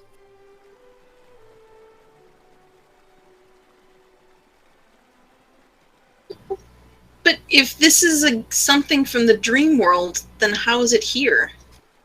We just read that it can go between worlds. On occasion. But that means we're going to have to get his hat in the dream world? No, wait, sorry. We could take stuff from the dream world.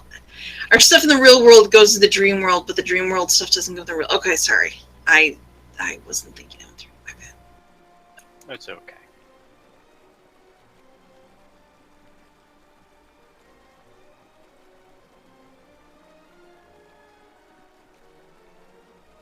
Anyone want to do any more knowledge checks? Well, what was it? Local, planes, and what? History, local, and planes. I'll do another plane. All right, yeah, that will give you the ritual that will allow you to find the Bloodwind. Ta-da!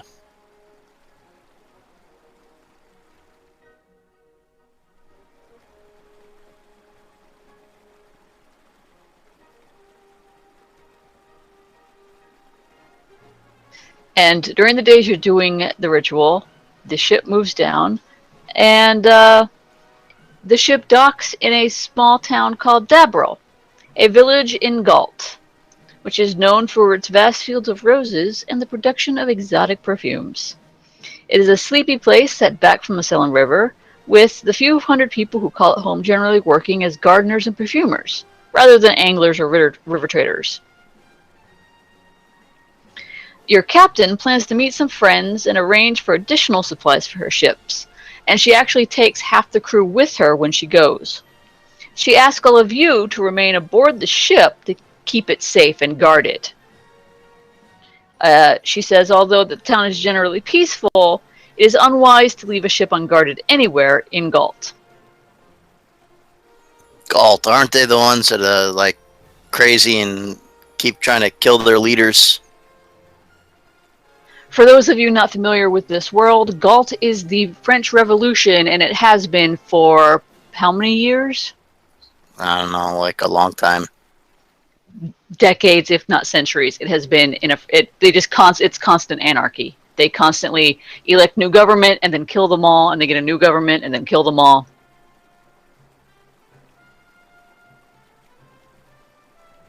Surprised it's so quiet here then.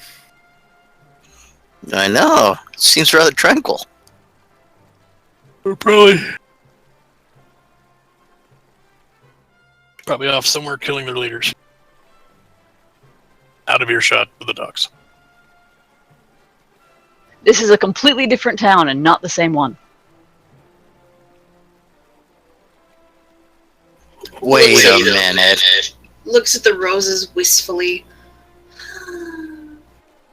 This place kind of stinks. Smells the perfume wistfully. I've been around dead bodies too long. It smells funny.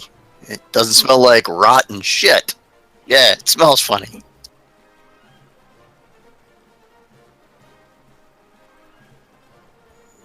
Okay.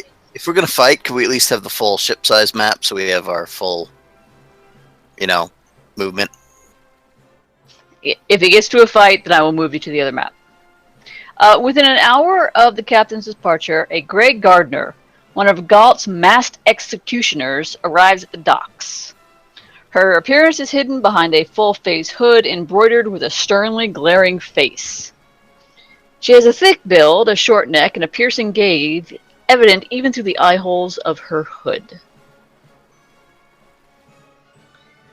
She comes up to your ship and demands to search and that you allow her to question everyone aboard about a member or an accursed traitor which she is seeking to execute. No. I don't think we have any of those. I am searching the region for a senator named Emilio Dalmain, an accursed traitor. And if you seek to hinder me, then you too will be a traitor to the Revolutionary Council. Listen. What does this Emil look like? Okay, just rough description.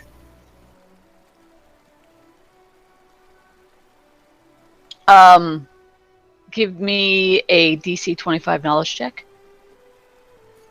For what? What knowledge? Oh, you're asking her what she looks like? Yeah. It's not like how I'm supposed to know what this chick does. What? I've never heard of her.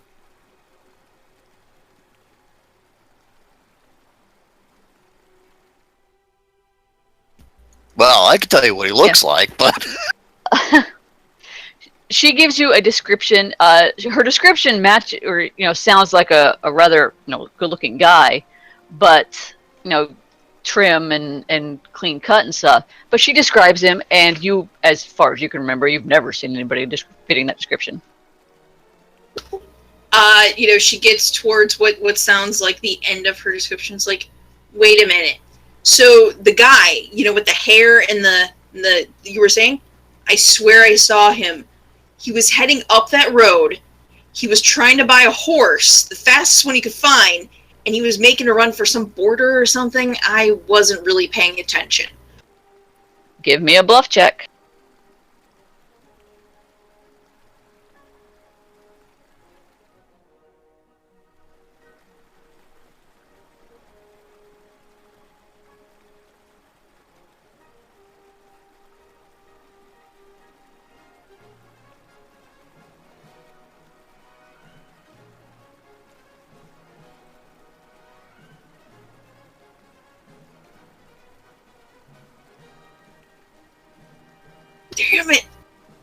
She looks at you. Do you take me for a fool? No, I apparently am mistaken. Show me your ship so I may see where you've hidden this scoundrel. This Lady, is our the ship. ship's right here. We just got in here. We didn't hide him unless he could walk on water. Well, if you're not hiding him, you won't mind me searching for him, then would you? Yep, still mind. Don't like you. We were told to guard the ship. We're guarding the ship. You're not one of the crew, so we're guarding it from you.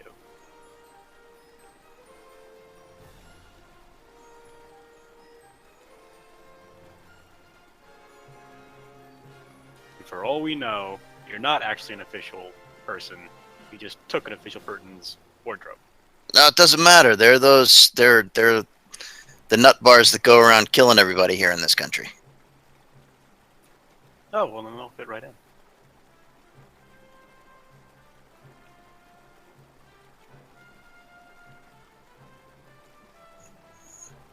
They're like, what do you call them? Like revolutionary assassins.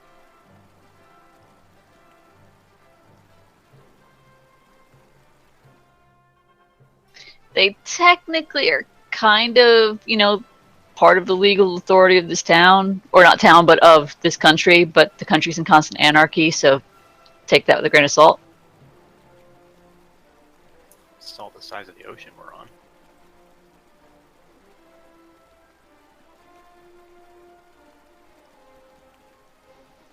She stares at you, and you can see just the hatred radiating out of her eyes. And she says to you, "You will rue this day, traitors." Wouldn't be the first And person that said that. she stalks off. I We look can't be over. traitors if we weren't loyal to begin with. What does rue mean? It means we'll regret this. We'll regret the day eventually. Oh, You know, the state I live in almost constantly. I know. You should really lighten up. You'd be much happier. So she heads off and is gone.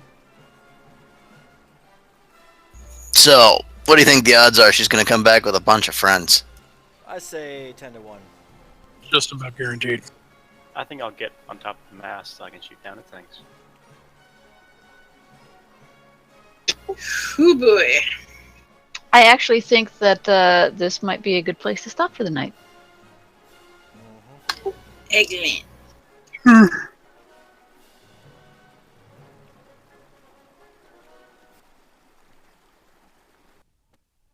So there we go. Didn't even get to kill everybody. No, we lucked out. You should beat the shit out of them, though. Hopefully we don't fight any amphibians.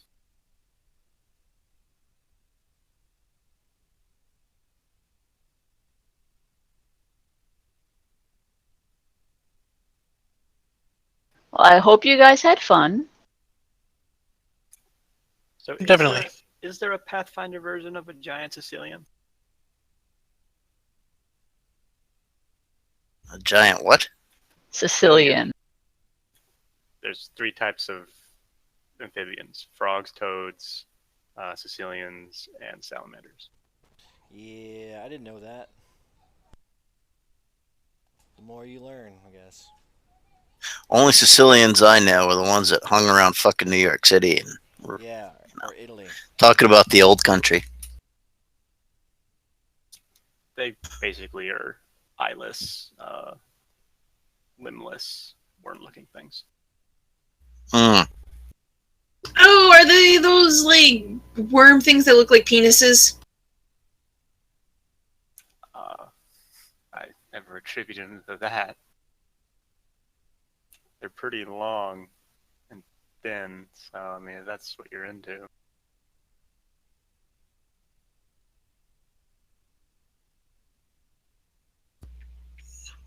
I don't even know what to say to that one. Yeah, that's totally like, I don't know. I'm don't think they actually- look like that. I'm looking to see.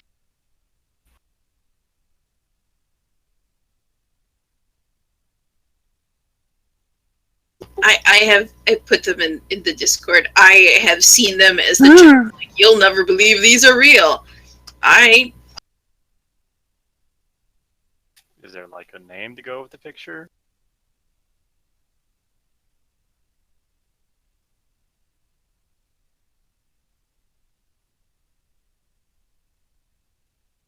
Oh, and Anno, I sent you a PM. Yeah. Saw that.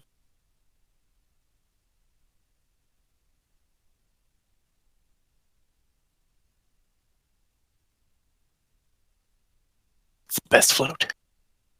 It's amazing.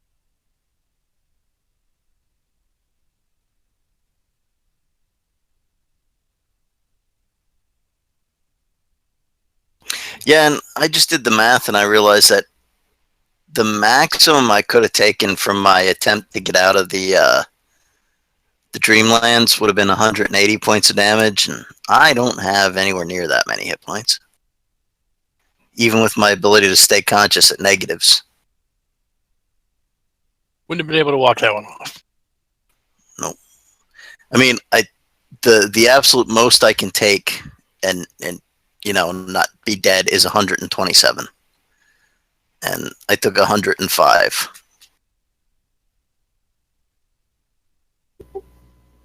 And Kel, it is a CAECILIAN. Sicilian? Sicilian, yeah. So it's a dick worm. Yeah. Not a worm. Or penis snake, as it is Okay, called. it's a dick frog. It's a dick fur. Well, you guys have a wonderful weekend. You too? You too. Take care, man.